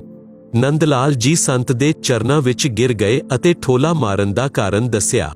ਸੰਤ ਗੁਮਾਣੀ ਦਾਸ ਜੀ ਨੇ ਕਿਹਾ ਕਿ ਹੇ ਭਗਤ, ਜਦ ਅਸੀਂ ਇੱਕ ਆਨੇ ਦਾ ਘੜਾ ਘੁਮਿਆਰ ਦੇ ਕੋਲੋਂ ਲੈਣ ਜਾਂਦੇ ਹਾਂ ਤਾਂ ਉਸ ਨੂੰ ਠੋਲੇ ਮਾਰ-ਮਾਰ ਕੇ ਬਜਾ ਕੇ ਜਾਂਚਦੇ ਹਾਂ ਕਿ ਕਿਤੇ ਫੁੱਟਿਆ ਤਾਂ ਨਹੀਂ ਹੈ। ਆਪ ਜੀ ਤਾਂ ਜ਼ਿੰਦਗੀ ਦਾ ਸੌਦਾ ਕਰਨ ਆਏ ਹੋ। ਆਪ ਨੇ ਗੁਰੂ ਜੀ ਬਜਾ ਕੇ ਦੇਖ ਲਿਆ ਤਾਂ ਕੋਈ ਪਾਪ ਨਹੀਂ ਕੀਤਾ। ਨਿਤਾਨੰਦ ਜੀ ਸੰਤ ਦੇ ਸ਼ੀਤਲ ਸੁਭਾਅ ਤੋਂ ਹੋਰ ਵੀ ਜ਼ਿਆਦਾ ਪ੍ਰਭਾਵਿਤ ਹੋਏ। ਦੀਖਿਆ ਲੈ ਲਈ। ਸੰਤ ਗੁਮਾਣੀ ਦਾਸ ਜੀ ਨੇ ਉਹਨਾਂ ਦਾ ਨਾਮ ਬਦਲ ਕੇ ਨਿਤਾਨੰਦ ਰੱਖ ਦਿੱਤਾ। ਜਦੋਂ ਸਤਸੰਗ ਤੋਂ ਜਿਉਣ ਦੀ ਰਾਹ ਮਿਲੀ ਤਾਂ ਨਿਤਾਨੰਦ ਜੀ ਨੇ ਬਾਣੀ ਬੋਲੀ। ब्राह्मण कुल में जन्म था, मैं करता बहुत मरोड़। गुरु गुमानी दास ने दिया कुबुद्धगढ़ तोड़। फिर किन्ने आदीन होए ओ इस बाणी तो पता चलता है। सिर सौंपया गुरुदेव को, सफल होया यह शीश। नितानंद इस शीश पर आप बैठे जगदीश। भाव अर्थ, जदों तक सत्संग दे विचार सुनन नूं नहीं मिलदे तां भुल्लवश मानव हंकार विच सड़दा रहिंदा है। आप जी सुन रहे हो जगत गुरु तत्वदर्शी संत रामपाल जी महाराज द्वारा लिखित किताब जीने की राह दा पन्ना नंबर 126। जदों ज्ञान हुंदा है कि अज राजा है, मृत्यु उपरंत गधा कुत्ता बनेगा तां इस हंकार दा की बनेगा। इस लई भगत अपने उस अड़ंगे नूं ज्ञान नाल साफ करके भगती पद उत्ते चलदे हन अते सफलता प्राप्त करदे हन। श्रीलंका दे राजा रावण ने भगती बहुत कीती परंतु हंकार नहीं गया, जिस कारण नाल विनाश नूं प्राप्त होया। रावण भी ब्राह्मण सी, नित्यानंद जी भी ब्राह्मण सन। सत्संग सुन के निर्मल हो गए। रावण नूं सत्संग सुनन नूं नहीं मिलिया, जिस कारण नाल जीवन बेअर्थ गया अते अमिट कलंक भी लग गया। नित्यानंद जी ने कहा कि मेरा जन्म ब्राह्मण कुल विच होण दे कारण जाति अभिमान दे कारण पूर्ण मरोड़ यानी हंकार करदा सी। जदों गुरु जी गुमाणी दास जी दे सत्संग बचन सुने तां जाति दा हंकार रूपी कबुद्धी दा गढ़ समाप्त हो गया। जीवन सफल होया। बाणी दा भाव अर्थ सत्संग सुन के नित्यानंद जी बहुत आदीनी करन लगे। हंकार त्याग दिता। कहा कि मैं अपने गुरु जी नूं अपना सिर दान कर दिता, यानी जिवे गुरु जी रखणगे उंज ही रहागा। मेरा सिर सफल हो गया, नहीं तां किसे रोग दे कारण जीवन चलिया जांदा। हुण मेरे सिर ते परमात्मा दा निवास है। मेरी रख्या परमात्मा करदा है, मैनू कोई चिंता नहीं। नित्यानंद जी दा शब्द, और बात तेरे काम ना आवे संतो शरणै लाग रे। क्या सोवे गफलत में बंदे, जाग जाग नर जाग रे। तन सराय में जीव मुसाफिर, करता रहे दिमाग रे।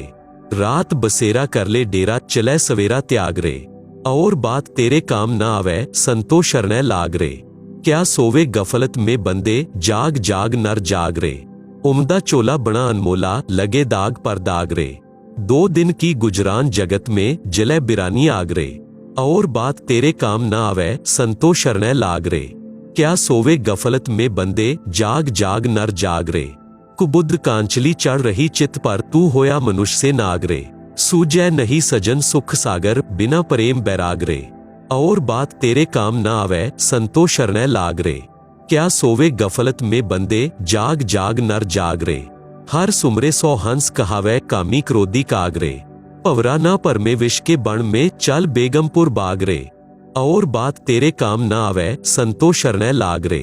क्या सोवे गफलत में बंदे, जाग जाग नर जाग रे। शब्द सैन सतगुरु जी पहचानी, पाया अटल सुहाग रे। नित्यानंद महबूब गुमानी, प्रगटे पूर्ण पाग रे। और बात तेरे काम ना आवे संतो शरणै लाग रे। क्या सोवे गफलत में बंदे, जाग जाग नर जाग रे। ਵਾਸਤਵ ਵਿੱਚ ਇਹ ਉੱਪਰ ਲਿਖਿਆ ਸ਼ਬਦ ਕਬੀਰ ਜੀ ਦਾ ਹੈ। ਫਿਰ ਵੀ ਅਸੀਂ ਗਿਆਨ ਪ੍ਰਾਪਤ ਕਰਨਾ ਹੈ। ਸ਼ਬਦ ਅਰਥ, हे ਮਾਨਵ ਯਾਨੀ ਇਸ਼ਤਰੀ ਜਾਂ ਪੁਰਸ਼, ਪਰਮਾਤਮਾ ਦੀ ਚਰਚਾ ਅਤੇ ਭਗਤੀ ਤੋਂ ਇਲਾਵਾ ਹੋਰ ਕੋਈ ਗੱਲ ਯਾਨੀ ਚਰਚਾ ਤੇਰੇ ਕੰਮ ਦੀ ਨਹੀਂ ਹੈ। ਆਪ ਨੂੰ ਤੱਤਵ ਗਿਆਨ ਨਹੀਂ ਹੈ, ਇਸ ਲਈ ਮੋਹ, ਮਮਤਾ ਅਤੇ ਆਗਿਆਨਤਾ ਦੀ ਨੀਂਦ ਵਿੱਚ ਸੋ ਰਿਹਾ ਹੈ, ਯਾਨੀ ਪਰਮਾਤਮਾ ਨੂੰ ਭੁੱਲਿਆ ਹੈ। ਜਾਗ ਜਾਗ ਯਾਨੀ ਸੰਭਲ ਜਾ ਅਤੇ ਸੰਤਾਂ ਤੋਂ ਸਤਸੰਗ ਸੁਣ ਕੇ ਆਤਮ ਕਲਿਆਣ ਕਰਵਾ। ਇਹ ਮਾਨਵ ਸਰੀਰ ਵਿੱਚ ਜੀਵ ਇੰਜ ਹੈ ਜਿਵੇਂ ਯਾਤਰੀ ਕਿਸੇ ਹੋਟਲ ਵਿੱਚ ਕਮਰਾ ਕਿਰਾਏ ਤੇ ਲੈ ਕੇ ਰਾਤ ਬਿਤਾਉਂਦਾ ਹੈ ਅਤੇ ਸਵੇਰੇ ਤਿਆਗ ਕੇ ਆਪਣੇ ਕੰਮ ਤੇ ਚੱਲਿਆ ਜਾਂਦਾ ਹੈ।